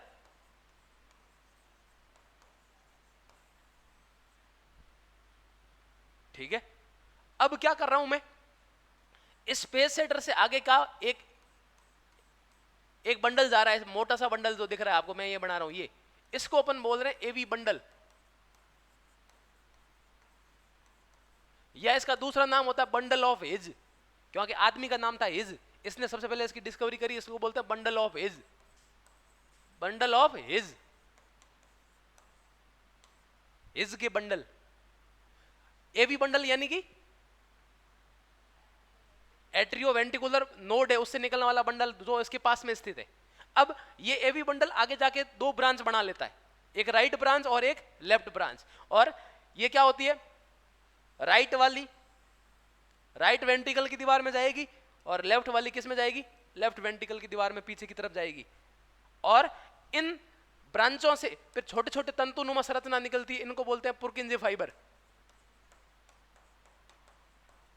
क्या बोलेंगे, पुर्किंजे तंतु या पुर्किंजे फाइबर, इतना ही है। अब ये हो क्या रहा है यहां पे, एक चीज देखो, अब क्या हुआ, इसने तो कितने इंपल्स जनरेट करे, 100। उसी प्रकार ये जो एवी नोड होता है इसमें क्या होता है, 40 से 45 इंपल्स जनरेट करने की कैपेसिटी है। और दोनों को अगर सम करके मैं अगर देखा हूं तो लगभग लगभग कितने आते हैं अपने पास, 72 के आसपास आते हैं एवरेज के अकॉर्डिंग अगर है। अब क्या हुआ, ये इतने इंपल्स तो जनरेट कर देता है, लेकिन जैसे जैसे यहाँ पे आगे आता है ये जो एवी नोड होता है इनको क्या कर देता है, थोड़ा सा स्लो करके एक तरीके से पेस को मेंटेन रखता है, सेट करता है। और वो पेस सेट करके कितनी रखता है, 72 रखता है। कौन कर रहा है ऐसा, एवी नोड कर रहा है। लेकिन पेस को एक्चुअली जनरेट करने का काम कौन कर रहा है, ऐसे नोड। सबसे पहले आवेग कौन उत्पन्न कर रहा है, मेन जो इसकी जड़ है, मेन रूट जहां से आवेग आ रहा है सबसे पहले कहां से आ रहा है, यानी कि आवेग को बनाने का काम, यानी कि पेस को बनाने, इसलिए इसको क्या बोलते हैं, पेस मेकर। इसके द्वारा आवेग यहां पे पहुंचा, इसने क्या करा, पेस को थोड़ा सा सेट कर दिया। तो सेट करके इसने कितना बना लिया, 72। और ये 72 वाले आवेग जो है वो आगे जाके इन ब्रांच से होते हुए इनकी दीवार के अंदर जाते हैं। और दीवार के अंदर जाके यहाँ क्या करते हैं, इसकी दीवार मैंने बताई है, हार्ट का कॉन्ट्रैक्शन किसके ऊपर डिपेंड है, कार्डिक मसल। और कार्डिक मसल कहाँ पे, मायो किसके अंदर है, मायोकार्डियम के अंदर है। मायोकार्डियम यानी कि मिडिल लेयर। अब मायोकार्डियम के अंदर है, चूंकि इसके अंदर थिकनेस ज्यादा है, यानी कि इसके अंदर कार्डिक मसल ज्यादा है, तो इसकी दीवार की तुलना में इसके अंदर कॉन्ट्रैक्शन बहुत तेजी से होता है, जोर से होता है। तो ये पुर्किंजे फाइबर लास्ट में क्या करते हैं, हर एक मसल्स तक, हर एक सेल के पास क्या ये वाला मैसेज लेके चले जाते हैं। और लेके चले जाने की वजह से क्या होता है, इनके वेंट्रिकल के अंदर कॉन्ट्रैक्शन होता है। और एट्रियम के अंदर कॉन्ट्रैक्शन तो किसने करवा दिया, इस ऐसे नोड ने करवा दिया। अब अगर मैं यहां पे ये ऐसी चीज करूं, अगर क्या करूं कि ऐसे नोड को खराब कर दूं, ऐसे नोड किसी आदमी का ऐसे नोड जो है वो काम करना बंद कर दे रहा है, भाई बंद कर देना दे रहा है, यानी कि इसके पास से जो ये 100 इंपल्स आए हैं ये आगे इसके पास नहीं पहुंच रहे। लेकिन इस एवी नोड के पास तो कैपेसिटी है, ये 40 से 45 तो पैदा कर ही सकता है। तो यहां पे हार्ट काम करना बंद करेगा क्या, नहीं करेगा, लेकिन हार्ट की एफिशिएंसी कम हो जाएगी। यानी कि हार्ट का स्ट्रोक वॉल्यूम पहले 70 था, वो कम हो जाएगा, कम हो जाएगा। यानी कि ब्लड हर एक सेल के पास कम पहुंचेगा। ब्लड कम पहुंचेगा तो क्या होगी, ऑक्सीजन कम हो जाएगी, यानी कि हर एक सेल जो है उसके पास ऑक्सीजन की क्या हो जाएगी, कमी। और ऑक्सीजन की कमी हो जाएगी तो ऐसे व्यक्ति जो होते हैं वो हाँप के चलते हैं, थोड़ा सा चलने के बाद भी क्या हो जाते हैं, आप हो जाते हैं। तो फिर डॉक्टर को जब चेक करवाते हैं तो देखते हैं कि भाई आपका क्या हुआ है, पेस मेकर है जो क्या हो गया है, खराब हो गया है। फिर ऐसे व्यक्तियों को क्या होता है, कृत्रिम रूप से क्या होता है, एक मशीन बैटरी लगाई जाती है जो क्या करती है, इसके अकॉर्डिंग उसको सेट कर लेते हैं कि भाई इसके अकॉर्डिंग ये क्या करें, पेस जनरेट करें। और ये जब बैटरी लगाती है तो ये वापस जो है हार्ट वो वैसी की वैसी एफिशिएंसी के साथ काम करना चालू कर लेता है। तो क्या पेस मेकर खराब हुआ तो व्यक्ति की मौत हुई क्या, नहीं हुई।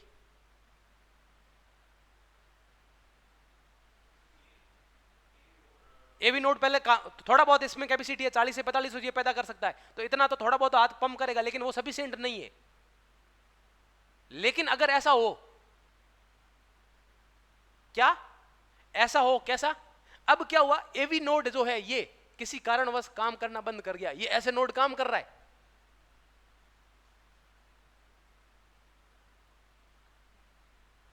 ठीक है, तो ये इससे आगे कोई कनेक्शन बंद, ये बेचारा इसको यहां पे दे रहा है, लेकिन बीच में सप्लाई कट हो गई,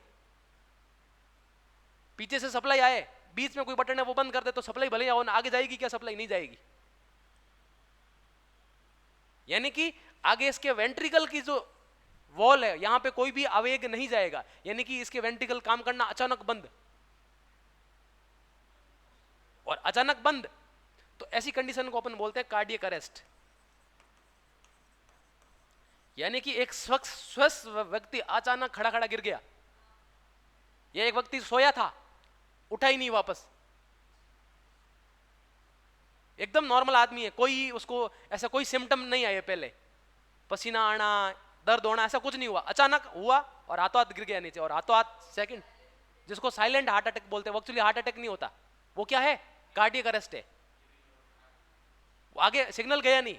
अब ये खराब हुआ, ये जो बंडल ऑफ एज है इसके अंदर थोड़ी बहुत कैपेसिटी है, 10 से 15 ये पैदा कर सकता है, लेकिन इससे काम नहीं चल रहा है, काम नहीं चलेगा तो अल्टीमेटली क्या होगा, आदमी खत्म हाथों हाथ। तो फिर ऐसे व्यक्तियों को क्या देते हैं, सीपीआर देते हैं। सीपीआर देने की वजह से क्या पता इसके ऊपर प्रेशर पड़े और इसके अंदर जो इंपल्स है वापस स्टार्ट हो जाए, मशीन ही तो है और क्या है। तो 10 में से 3 व्यक्तियों में ऐसा होता है, कभी कभार क्या हो जाता है, ये वापस काम करना चालू कर सकता है। हाँ, अब ऐसा करने के दौरान क्या करते हैं, 1 मिनट में 100 बार तो सीपीआर देते हैं, फिर 2 बार नाक से या मुंह से सांस अंदर देते हैं। ऐसा क्यों देते हैं, क्योंकि ब्रेन के अंदर ऑक्सीजन पहुंचती रहे, ब्रेन क्या हो ऑक्सीजन से खाली नहीं हो पूरा। ब्रेन डेड हो गया तो फिर क्या करोगे, तो क्या करो आप हार्ट के ऊपर भी कोशिश करते रहो, कुछ ड्यूरेशन के अंदर 1-2 बार, 1 मिनट में 1 बार या 2 बार क्या करो, उसको सांस भी देते रहो, ताकि उसके अंदर फेफड़े फूले तो ऑक्सीजन प्रेशर बने तो कहां पे जाए, और थोड़ा बहुत पंप करने की वजह से हार्ट के अंदर तो थोड़ा बहुत ब्लड बढ़ाए, तो वो प्रेशर की वजह से थोड़ा बहुत ब्लड भी हार्ट के अंदर जाए, इस वजह से वहां पे ऑक्सीजन। और अगर हार्ट ब्रेन डेड हो गया, ब्रेन की सेल ऐसी है उसको थोड़ी बहुत ऑक्सीजन नहीं मिली तो वो डेड हो जाएगी। क्या चीज, 1 मिनट मान चलो, 1 मिनट भी नहीं होता। और ये ऐसा होने के बाद आपने अगर 1 मिनट भी देरी कर ली तो आप फिर कोई सीपीआर काम नहीं आएगी आपकी, यानी कि 1 सेकंड भी आपको बिना गमाए, 1 सेकंड भी, मतलब ऐसा कंडीशन आपने देखी है तो 1 सेकंड भी नहीं करना है। फिर क्या करना होता है वहां पे, मैंने क्या बोला, हार्ट की पोजीशन कहां पे, स्टर्नम के जस्ट नीचे, तो आपको क्या करना होता है, स्टर्नम को दबाना होता है, ऐसे दोनों हाथ देखे, इसके ऊपर हाथ देके ऐसे एकदम कोनिया सीधी करके स्टर्नम को दबाना होता है, जिस वजह से और लगभग 2 इंच दबना चाहिए, स्टर्नम ऐसा लगना चाहिए 2 इंच दब रही है, तो फिर क्या होगी, वो उसका पर्टिकुलर प्रेशर जो है हार्ट के ऊपर पड़ेगा, तो क्या पता एवी नोड वापस काम करना चालू कर ले। लेकिन ऐसे नोड खराब होने की वजह से तुरंत मौत नहीं होती, इसलिए क्या करते हैं, हॉस्पिटल में जाके उसको वापस नया लगवा लेते हैं। एक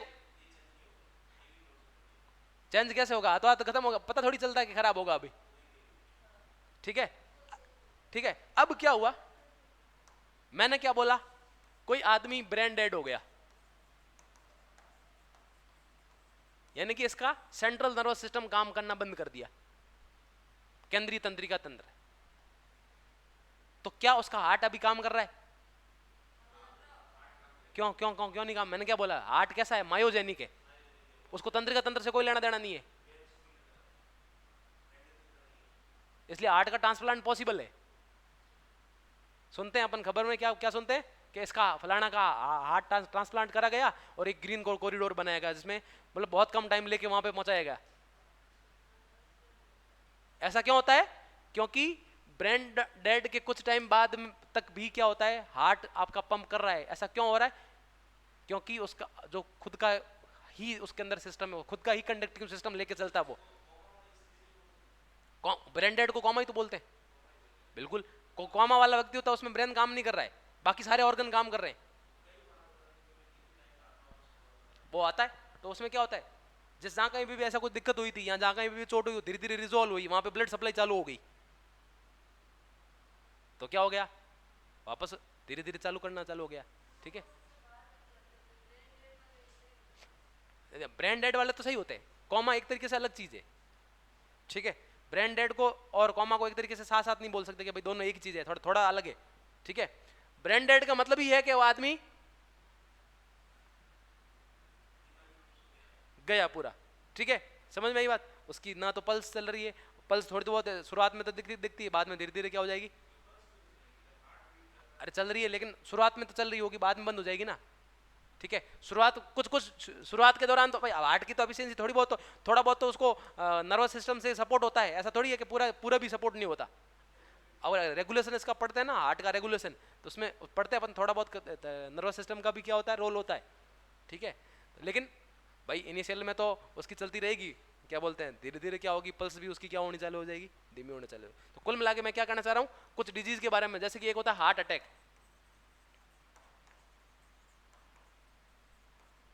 एक होता है कार्डियक,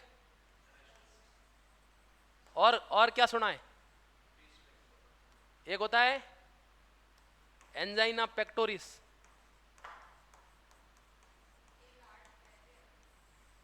ठीक है, एक होता है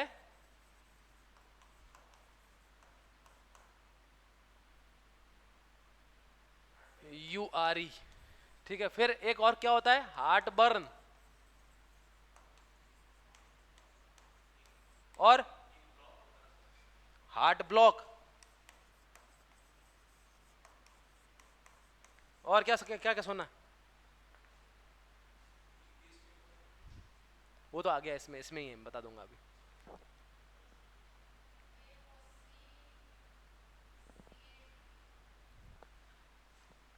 एक होती है CAD, और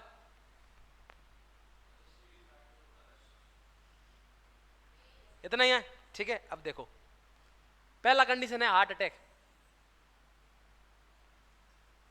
अब हार्ट काम कर रहा है, यानी कि हार्ट के अंदर खुद की मसल्स है, यानी कि कार्डियक मसल्स है, क्या उनको ऑक्सीजन चाहिए, चाहिए भाई। हार्ट पूरी बॉडी में पंप करने का काम कर रहा है, उसको खुद को भी तो क्या चाहिए, उसकी खुद की दीवार, उसकी खुद की तो क्या है, सेल है उसके पास, तो उनको भी तो क्या चाहिए, ऑक्सीजन। और ये इसको कंटिन्यूसली ऑक्सीजन चाहिए। और हार्ट की जो वॉल है या हार्ट की दीवार है, उसके अंदर ऑक्सीजन सप्लाई करने का काम एक आर्टरी करती है, और उस आर्टरी का नाम क्या होता है, कोरोनरी आर्टरी।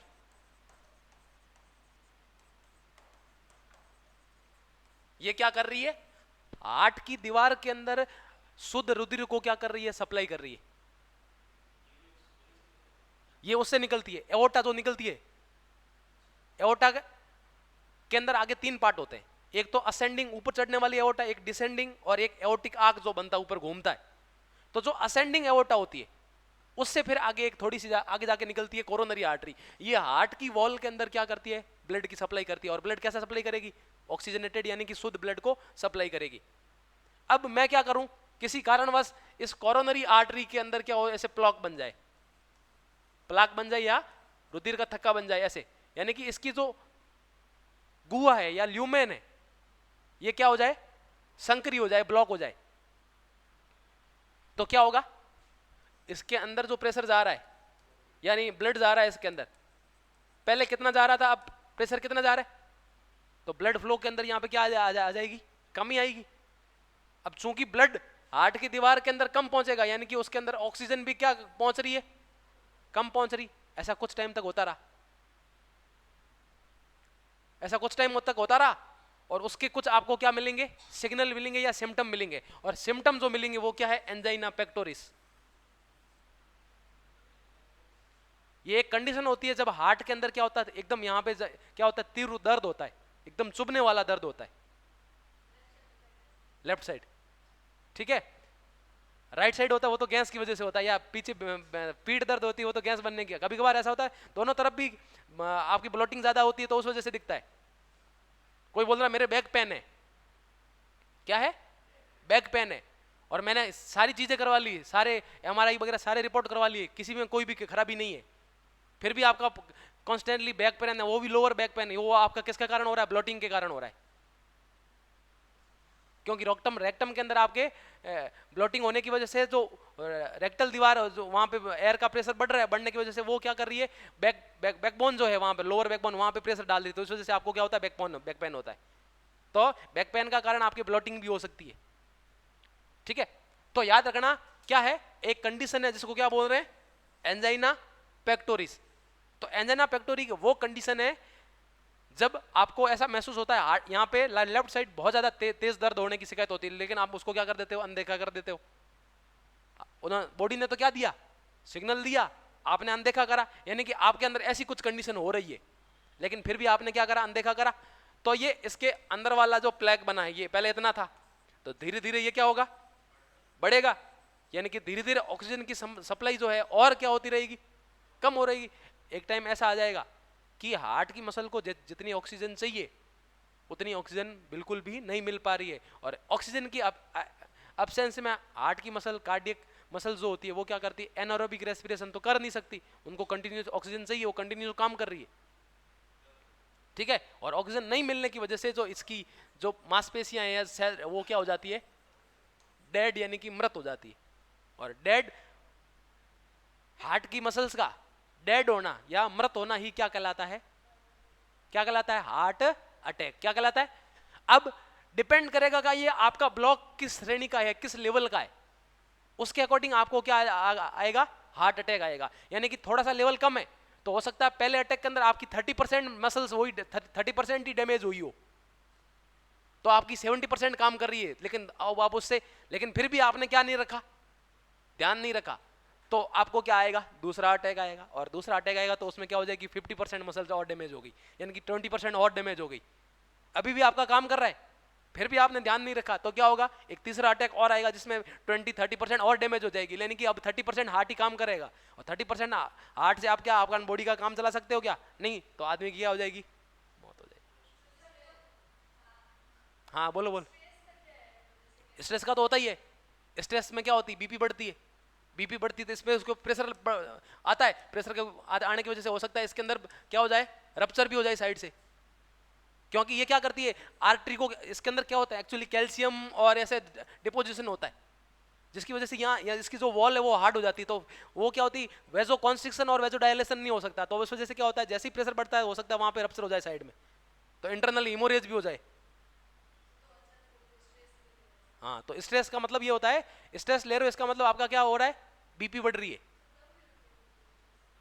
स्ट्रेस की वजह से कम नहीं होती, स्ट्रेस की कम तो कम के अलग अलग रीजन होते हैं, ठीक है, जेनेटिक रीजन भी होते हैं, ठीक है। और कभी कभार क्या होता है आदमी के अंदर कौन सा हार्मोन या कौन कौन कौन से फैक्टर काम करे उसके अकॉर्डिंग सारा पूरा मिलके क्यूमुलेटिव क्या करता है, बॉडी के अंदर रेस्पॉन्स लाता है, समझ में आई बात।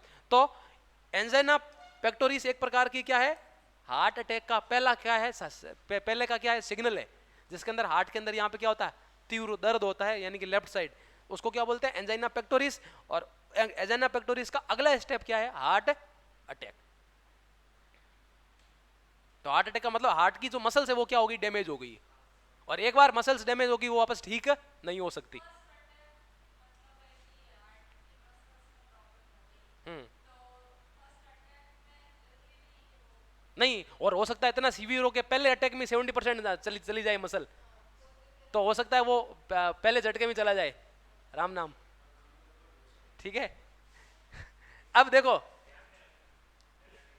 अब मान लो पहला अटैक आ गया, तो आपको एक तो क्या करना है, डॉक्टर से सलाह लेने की, भाई मेरा किस लेवल का है, तो या तो क्या करो, एंजियोप्लास्टी कराओ, बाईपास सर्जरी, एंजियोप्लास्टी से काम नहीं है तो क्या होता है, एंजियोप्लास्टी में क्या करते हैं, कैथेटर डालते हैं यहाँ पे इसके अंदर, ऐसे कुछ एक तो छोटी सी पतली सी होती है, जिस वजह से क्या करते हैं, इसको क्या करते हैं, यहाँ से घोलने की कोशिश करते हैं, ठीक है, जिस वजह से क्या होता है, यहाँ से हट जाए, लेकिन ऐसा ब्लॉक बहुत ज्यादा हार्ड है, ठीक है, तो इस वजह से अगर हट नहीं रहा है तो फिर इसका सॉल्यूशन क्या करते हैं, कोरोनरी बाईपास सर्जरी करते हैं। बाईपास सर्जरी का मतलब ये होता है कि अगर मान लो ये यहाँ पे ब्लॉक है, ऐसा यहाँ पे ऐसा ब्लॉक है,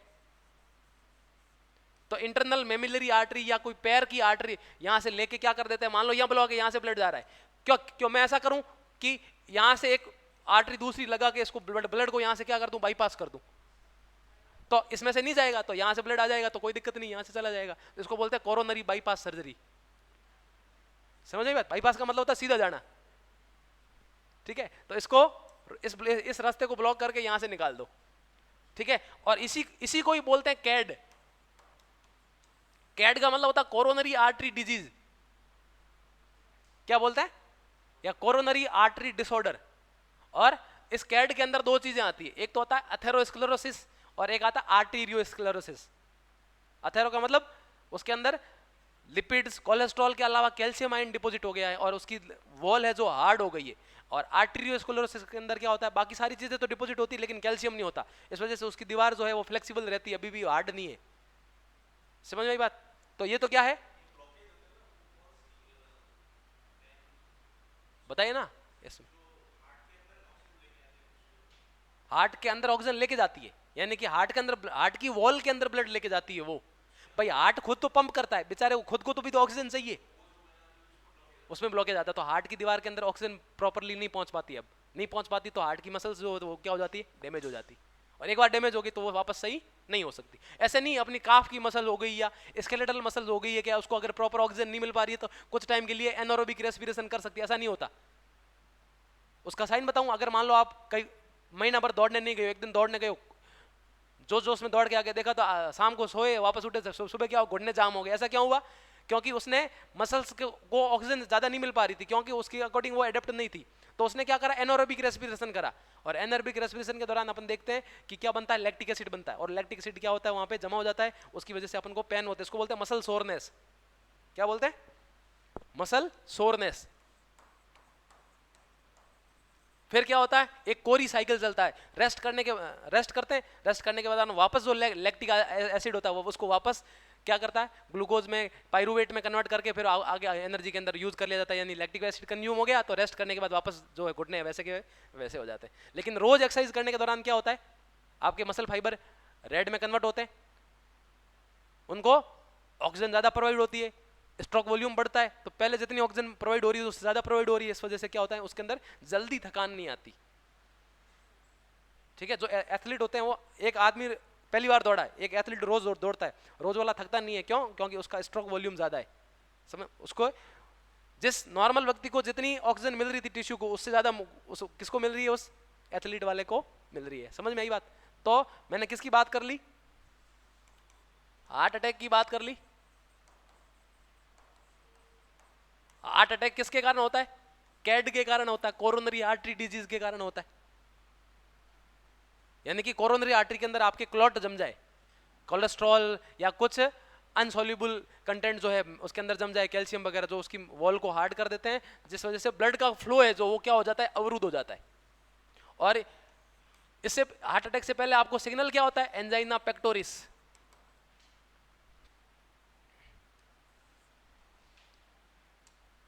एंजाइना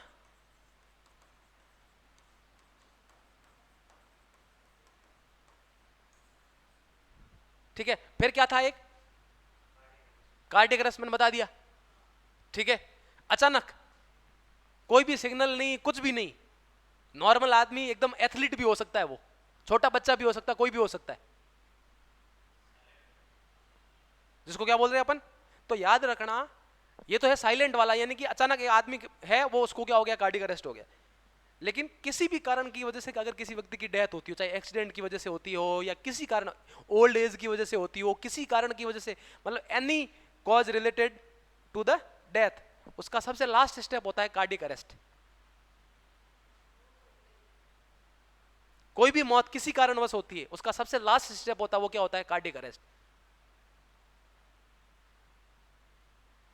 हार्ट काम करना बंद कर रहे हैं, तभी तो उसको लास्ट फाइनल में क्या हो रही है, डेथ हो पा रही। अब उसका डेथ का रीजन दूसरा है, लेकिन एक्चुअली डेथ वो किसके कारण ही हो रही है, एक्चुअली कार्डियक अरेस्ट के कारण ही हो रही है। हाँ गिरा,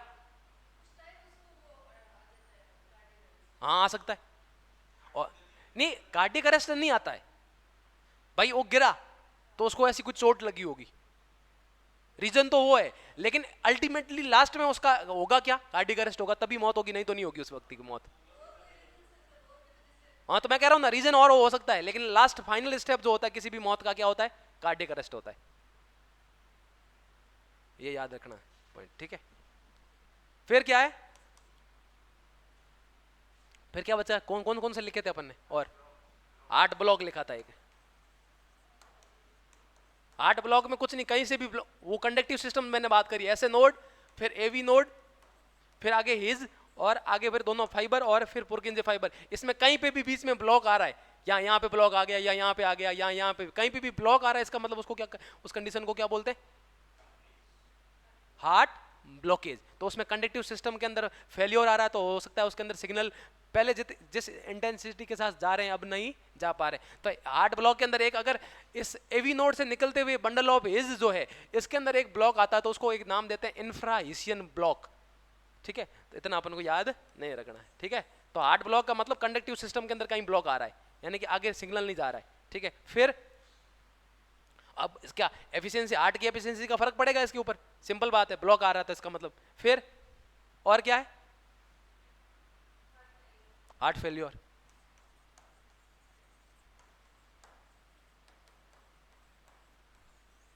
और फेल का मतलब क्या है? जो उसको करना चाहिए वो कर नहीं रहा है। तो हार्ट क्या कर रहा है? जनरली ऑक्सीजन पंप कर रहा है, यानी ब्लड पंप कर रहा है। ब्लड में क्या है? ऑक्सीजन, यानी हर एक सेल के पास ऑक्सीजन पहुंचा रहा है। और जनरली क्या कर रहा है? इसका वेंट्रिकल 70 ml ब्लड क्या कर रहा है? एक कार्डिक साइकिल के अंदर भेज रहा है, स्ट्रोक वॉल्यूम इसका इतना है। लेकिन किसी कारणवश ये जितनी इसको ऑक्सीजन हर एक टिश्यू या हर एक सेल के पास भेजनी चाहिए उतनी नहीं जा पा रही, तो वैसी कंडीशन क्या कहलाती है? Heart failure.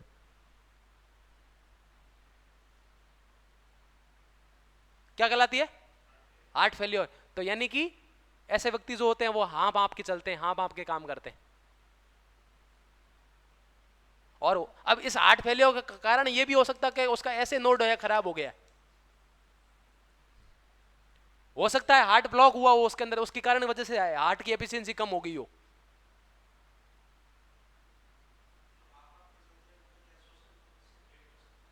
क्या से? वो अलग है, वो अलग है। उसमें आप के क्या, उसमें सांस लेनी बंदी हो जाती।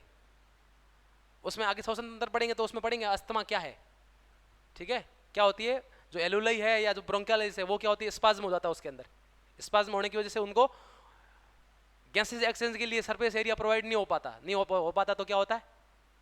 उसको लगता है मेरे को सांस नहीं आ रही, तो फिर क्या लेते हैं ऐसे व्यक्ति? ब्रोंको डायलेटर लेते हैं, ऐसे वो सूंघने वाला जिसको बोलते हैं अपन। उसमें क्या होता है? वापस ब्रोंकाई और उनको ब्रोंक्यूल्स को क्या कर लेता है? डायलेट कर लेता है। डायलेट करता तो वापस उसके अंदर एयर पास होती रहती, ठीक है? तो हार्ट फेलियर का मतलब हार्ट पूरी एफिशिएंसी के साथ, यानी कि जितनी उसको ऑक्सीजन आगे भेजनी चाहिए सेल के अंदर, टिश्यू के अंदर, उतनी नहीं भेज पा रहा है। तो ये कंडीशन क्या कहलाती है? Heart failure. तो ऐसे वक्त क्या होते हैं? थोड़े से दौड़ते हैं उनको पसीने आते हैं, हाँफ जाते हैं। समझ में आई बात?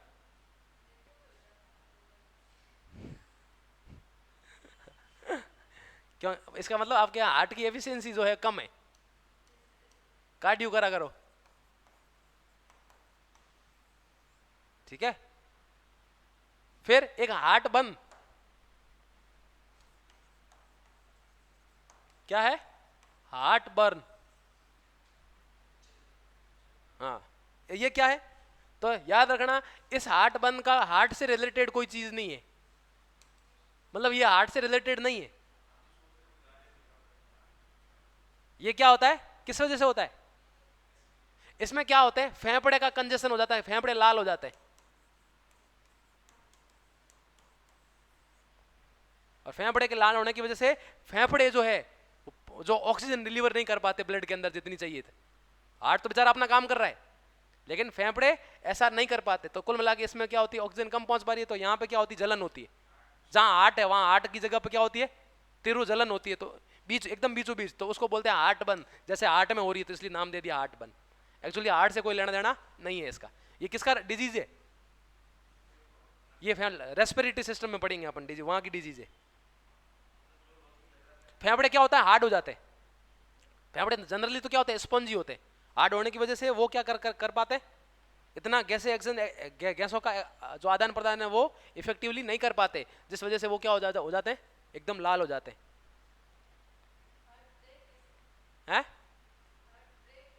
हार्ट ब्रेक कैसे होता है वही पता नहीं मेरे को, पता नहीं मेरे को, मेरा तो नहीं हुआ।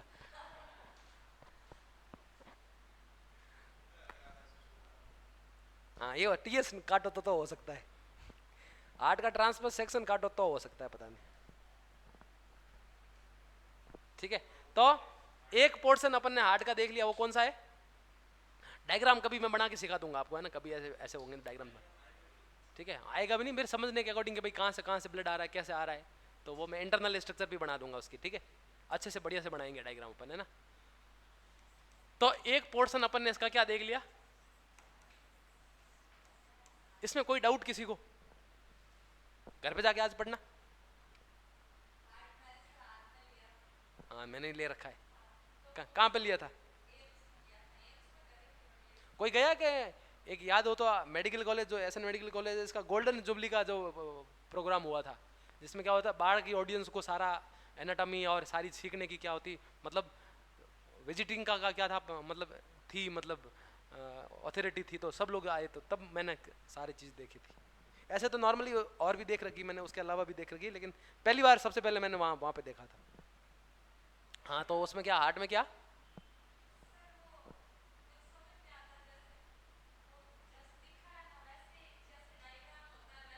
बिल्कुल बिल्कुल वैसा ही होता है।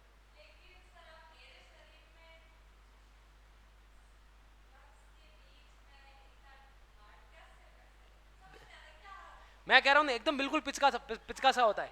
इस वजह से क्या होता है, इधर वाला जो ऐसे ऐसे होता है ना लंग्स, जैसे कि मान लो आप एक्सरे देखना, आप कभी एक्सरे देखा, कभी आपने देखा ना, तो क्या होता है, लंग्स ऐसे थोड़ा सा क्या होता है इसमें से मतलब आता ही नहीं, मतलब थोड़ा सा ऐसे ऐसा ऐसा कुछ आता है यहाँ से, तो इसका मतलब यहाँ पे ऐसा कुछ हार्ट है, और वहाँ पे एक्सरे आपको नहीं दिखेगा लंग्स का, ऐसे जो एकदम दिखेगा ब्लैक ब्लैक दिखेगा पूरा, जहाँ लंग्स है, और बीच में ऐसा एक मुट्ठी नुमा संरचना दिखेगी, तो वहाँ पे और एकदम सटा हुआ है, बिल्कुल एकदम पिचका हुआ है। ठीक है, तो फेफड़े जब हवा से भरते हैं तो उसका इफेक्ट कुछ मात्रा में हार्ट के ऊपर भी आता है। तो जिनके फेफड़े बड़े होते हैं उनका हार्ट छोटा होता है, जिनका हार्ट थोड़ा सा साइज बड़ी है उसके फेफड़े थोड़े से छोटे होते हैं। ऐसा जरूरी नहीं है मतलब कि हार्ट की साइज एकदम इक्वल ही हो, ऐसा जरूरी नहीं, किसी किसी व्यक्ति में हार्ट थोड़ा सा बड़ा भी होता है। हाँ बिल्कुल होता है।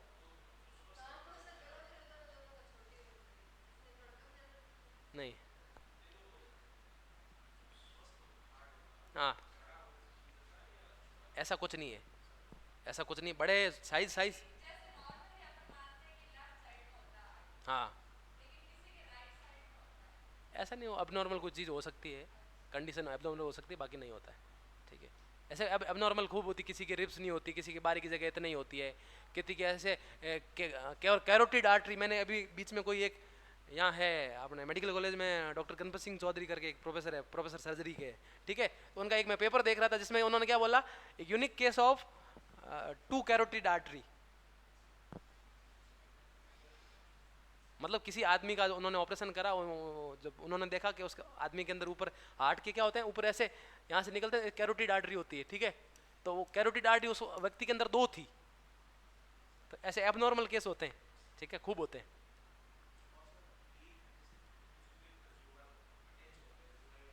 हाँ, तो वही होता है उसके अंदर अब जैसे कि ऐसा होता है कोई कोई, जैसे एक एक मैं एक देखता हूँ, मतलब एक आदमी, उनका नाम पता नहीं क्या है, संता बनता है ऐसा कुछ है, मतलब एक सरदार है, मतलब छोटे छोटे सरदार है, दो दो आपस में जुड़े हुए। वो मतलब एक एग्जाम में क्या करता है, एक आधा एक याद करता है, आधा एक याद करता है, आप देखना, है ना। है, मानना उसको एक व्यक्ति है। अब जैसे कि मान लो ब्रेन 2 है उनके पास, और मतलब ब्रेन के यहाँ का पोर्शन है ना, फिर उसके नीचे एक ही पोर्शन है, यहाँ के ऊपर ऊपर 2 भाग है, ऐसे मतलब कुल मिला के ऐसे है।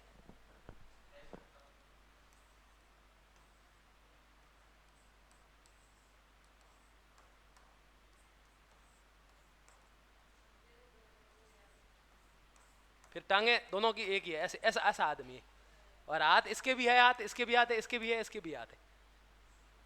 तो क्या क्या करते हैं, आधा आंसर ये लिखता है, आधा आंसर ये लिखता है, कुछ टॉपिक ये याद करता है, सॉरी कुछ टॉपिक ये याद करता है, कुछ ये याद करता है, तो मतलब बांट लेते हैं दोनों ही। ठीक है, सरदार है, मतलब पगड़ी पहनता है बकायदा दोनों। ठीक, देखना है कहीं पे देखेगा आपको। ठीक है, तो ये तो क्या होते हैं, सही तरीके से उनका डेवलपमेंट नहीं हो पाता, इस वजह से क्या होते हैं, ऐसे कुछ हो सकते हैं।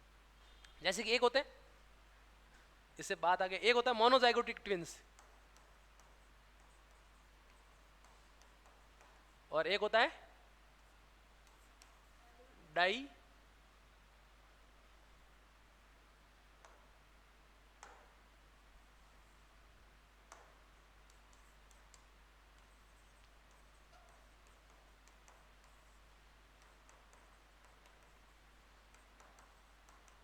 ठीक है, क्या होता है, कोई बता सकता है थोड़ा बहुत।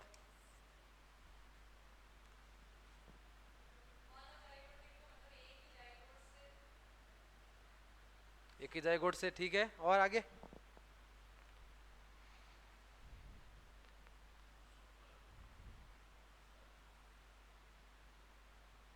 अब इसका मैं ये बता सकता हूँ, इसकी इन दोनों की शक्ल एकदम सेम होगी, एकदम समान, यानी कि कोई भी अंतर नहीं है दोनों। इन दोनों को सेम कपड़े पहना दो तो आप पहचान नहीं सकते कि दोनों सेम। इसका बाल इधर मुड़ा हुआ तो उसका भी इधर ही मुड़ा हुआ होगा, इतनी सिमिलरिटी होती। ऐसा क्यों? ऐसा क्यों हुआ? क्योंकि भाई जाइगोट किससे बनता है? स्पर्म और एग ने फर्टिलाइजेशन करा तो उससे एक डिप्लॉइड सेल बनी, उसको क्या बोलते हैं अपन? जाइगोट। डिप्लॉइड का मतलब द्विगुणित। इसके पास भी एन क्रोमोसोम थे, इसके पास भी एन क्रोमोसोम थे, तो दोनों के पास कितने हो गए? 2n। और ये जाइगोट आगे क्या होता है? डेवलप करता है और क्या बनाता है? शिशु का निर्माण करता है, और शिशु फिर क्या होता है? जन्म लेता है। ठीक है, अब ये जाइगोट जो बना है ये वाला, ये जाइगोट की शुरुआती स्टेज, जैसे कि मान लो इसकी 2 सेल बनी, 4 सेल बनी, 8 सेल बनी, इस प्रकार से ऐसे सेल बनती रहती, उसमें माइटोटिक डिवीजन होते रहते हैं और धीरे धीरे लास्ट में जाके भ्रूण बनता है, एम्ब्रियो बनता है। ठीक है, जब शुरुआत के डिवीजन हो रहे होते हैं तो इसकी हर एक सेल के पास ऐसी कैपेसिटी होती है कि अगर किसी कारणवश उसकी ऐसे सेल, मतलब इसमें इसको अगर मैं 8 सेल में डिवाइड कर दूं, 8 है तो 8 में से चाकू से काट लूं मैं इसको, तो हर एक सेल इसकी एक नया भ्रूण बना लेगी और जिसके अंदर एज इट इज सेम चीजें होगी जो पहले वाले के अंदर थी, यानी कि कोई डिफरेंस, किसी की कोई कमी नहीं होगी। ये यहां तक ही होता है इसके अंदर टोटीपोटेंसी। इसके बाद जैसे ही और आगे डिवीजन होता है तब इसकी जो सेल होती है वो स्पेसिफाई होनी चालू हो जाती है, यानी कि तब अगर मैं इसको अगर मैं डिवाइड करूं तो हो सकता है किसी के अंदर कुछ ऑर्गन ही बने, किसी के अंदर कौन सा पार्टी बने, किसी के अंदर कौन सा पार्टी, क्योंकि स्पेसिफाई हो जाती है, सेल डिटरमाइन कर लेती है कि मेरे को ये बनाना, मेरे को ये बनाना। लेकिन शुरुआती डिवीजन के दौरान सेल को कुछ नहीं पता मेरे को क्या बनाना, यानी कि हर एक सेल के पास इंफॉर्मेशन होती है कि पूरी की पूरी वो बॉडी बना सकती है। जैसे प्लांट सेल में होता है, अपन लीफ से पूरा पादप उगा सकते हैं, स्टेम से पूरा पादप उगा सकते हैं, जड़ से पूरा पादप उगा सकते हैं, ऐसा कर सकते हैं। तो ऐसा को बोलते हैं टोटीपोटेंसी का गुण। अपने अंदर टोटीपोटेंसी ना, अभी अब अपने बॉडी है तो टोटीपोटेंसी का गुण नहीं है। यहां से मैं अगर हाथ काटूं तो नया हाथ नहीं आएगा यहाँ पे। ठीक है, तो उसी प्रकार अपनी शुरुआत की जो एम्ब्रियो सेल है उसके अंदर ऐसा गुण होता है, टोटीपोटेंसी का गुण। तो ये जो जाइगोट बना था, एक सेल बनी थी जाइगोट, ऐसा ये जाइगोट 2n है, फिर इसके अंदर डिवीजन हुए तो क्या होगा? 2n ये 2n ये। माइटोसिस क्या करता है? गुणसूत्रों की संख्या आदि नहीं करता। ठीक है, अब किसी कारणवश क्या हो गए, इसके 2 टुकड़े हो गए और 4 हो गए मान लो, तो क्या हुए? फिर ये वाला अलग एम्ब्रियो बनाएगा, ये वाला क्या बनाएगा? अलग एम्ब्रियो। तो इनको क्या बोलेंगे? ट्विंस। चूंकि ये जेनेटिक मटेरियल जो स्पर्म इसके लिए था, जो एग इसके लिए था, तो वो उसी के लिए यही एग है, वही उसी के लिए स्पर्म है, यानी कि जेनेटिक मटेरियल दोनों के अंदर समान ही है, तो इसके अंदर जो प्रॉपर्टीज आएगी वही समान आएगी। यानी कि अगर ये मेल है तो ये भी मेल होगा, ये फीमेल है तो ये भी फीमेल होगी, और ये फीमेल है ये फीमेल, दोनों सेम, ये मेल है ये मेल, दोनों के दोनों एकदम बिल्कुल क्या दिखेंगे? सेम। जेंडर भी अलग नहीं होगा इनके अंदर। लेकिन जो डाइजाइगोटिक ट्विंस है, इसमें क्या हुआ? किसी कारणवश मान लो एग एक है, तो कभी कभार हो सकता है एक की जगह वहां पे कितने एग रिलीज हो जाए? 2 एग रिलीज हो जाए, तो इसके साथ एक स्पर्म फ्यूज करेगा दूसरे वाले के साथ दूसरा। हर एक एग के पास अलग अलग जेनेटिक मटेरियल है, ऐसा नहीं है कि एक एग आया, अगले वाला मंथ का जो एग आएगा उसके अंदर जेनेटिक मटेरियल समान। हर एक, इसलिए तो क्या करते हैं कि एक संतान और दूसरी संतान पैदा होने की जो उनके बीच में सिमिलरिटी होती है वो कभी भी मैच नहीं हो सकती। ऐसा क्यों? क्योंकि हर बार जो डीएनए का है वो उसके अंदर क्या होती है? अलग अलग कन्फॉर्मेशन होती है। इस वजह से कभी भी डीएनए जो है वो समान नहीं हो सकता। तो दूसरा स्पर्म होगा, उसमें भी तो क्या है? डीएनए अलग अलग है, और डीएनए अलग है तो उसमें कुछ न कुछ क्या होगी? डिफरेंस होगा। तो हो सकता है ये ट्विंस तो है, एक साथ तो पैदा हुए, लेकिन हो सकता है इसमें एक मेल हो एक फीमेल हो, दोनों फीमेल हो दोनों मेल हो, और उन दोनों में कोई भी शकल और इन चीज़ों का कोई भी जो है फर्क बिल्कुल होगा एकदम। ठीक है, मोनोजाइगोटिक ट्विंस की तरह नहीं होते। ठीक है, तो ये 2 कंसेप्ट है ट्विंस के। ठीक है, तो अपन ने टॉपिक हार्ट देख लिया। आगे अपन सेकंड कंसेप्ट क्या पढ़ेंगे? ब्लड। ठीक है, और इसके बाद में वेसल्स पढ़ के ये तो एक बार पूरा कर लेंगे, फिर मैं ब्लड में आपको ब्लड ग्रुप और वो कंसेप्ट पढ़ाऊंगा। ठीक है, फिर ये यूनिट पूरा कर लेंगे, है ना। आज इतना ही करेंगे अपना हार्ट ही, हार्ट इतना ही है।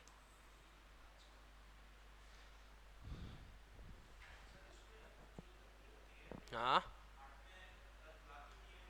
बिल्कुल नहीं ले जाती। जैसे कि मान लो भाई देखो, हार्ट के अंदर ब्लड आ रहा है यानी कि शुद्ध आ रहा है, वो कौन ला रही है? कोरोनरी आर्टरी ला रही। ठीक है, ये तो शुद्ध हार्ट की दीवार के अंदर ला रही है, लेकिन हार्ट की सेल है, उन्होंने क्या करा, ग्लूकोज को यूज करे, एटीपी बनाया, या एटीपी को यूज करे काम करा, यानी कि उन्होंने क्या बनाई, CO2 बनाई। अब इन CO2 को वापस ब्लड में मिक्स करेंगे, यानी कि ब्लड वापस क्या हो गया, अशुद्ध हो गया। अब ये अशुद्ध रुधिर को वापस हार्ट में तो लेके जाना है, वापस सर्कुलेशन में, तो उनको डालने का काम कौन करती है, तो उसको वापस अशुद्ध रुधिर को हृदय की दीवार से लाने का काम करनी, वापस लाने का काम कौन करती है, एक दूसरी होती है जिसको बोलते हैं कोरोनरी साइनस। मैंने नाम बताया नहीं पहले, क्या बोलते हैं, कोरोनरी साइनस। ठीक है, तो हार्ट की दीवार के अंदर ब्लड जाता भी है और वापस आता भी है, ले जाने का काम कौन कर रही है, कोरोनरी आर्टरी, और वापस लाने का काम कौन कर रही है, कोरोनरी साइनस। और ये साइनस आके कहां पे खुलती है, राइट एट्रियम के अंदर खुलती है, वेना कावा के साथ में। तो एक तरीके से देखें तो वहां पे 3 तरह की ओपनिंग हो गई, एक अग्र महाशिरा, एक पश्च महाशिरा, यानी एक बॉडी के ऊपर वाले भागों से लाने वाली, एक नीचे वाले भागों से लाने वाली, और एक हार्ट की दीवार से लाने वाली। ठीक है, तो ये, और दूसरा फिर पल्मोनरी वेन जो है वो फेफड़ों से लेके आ जाएगी, और ये दोनों लाके एक राइट के अंदर डालेगी, एक लेफ्ट के अंदर डालेगी, फिर वेंट्रिकल के अंदर चला जाएगा। एक वेंट्रिकल जो है लेफ्ट वाला वो तो बॉडी के अंदर भेजेगा, किसके द्वारा, महाधमनी या एओर्टा के द्वारा, और फिर दूसरा वाला राइट वाला जो वेंट्रिकल है वो कहां पे भेजेगा इसको, पल्मोनरी आर्टरीज के अंदर, हाँ धमनी और सिरा में, बस। हाँ, तो धमनी रुधिर को हृदय से अंगों की ओर लेके जाती, सही बात है, और रुधिर को अंगों से हृदय की ओर लेके आती, सही बात है, आपने पढ़े थे। और यही अंतर याद रखना है, बाकी वाले तो फालतू चौंसले वाले 2-3 पॉइंट बढ़ाने के लिए होते हैं, मेन अंतर जो है वो यही याद रखना। बाकी दूसरा ऐसा होता ही है कि भाई धमनी है जो अंदर त्वचा की गहराई में पाई जाती है और लाल रंग की होती है, इसकी दीवार मोटी होती है, गुहा संकरी होती है। सिरा में क्या पढ़ते हैं कि ये त्वचा की दीवार के जस्ट त्वचा के नीचे होती है, हरे रंग की होती है, इसकी दीवार तो पतली होती है लेकिन अंदर वाली जो ल्यूमेन है वो क्या होगी, चौड़ी होगी। भाई किसी की दीवार अगर मोटी है तो अंदर वाला खोखला भाग क्या होगा, कम होगा, और किसी की दीवार पतली है तो अंदर वाला खोखला भाग क्या होगा, ज्यादा होगा। तो दीवार पतली किसकी, सिरा की, तो उसके अंदर खोखला भाग क्या है,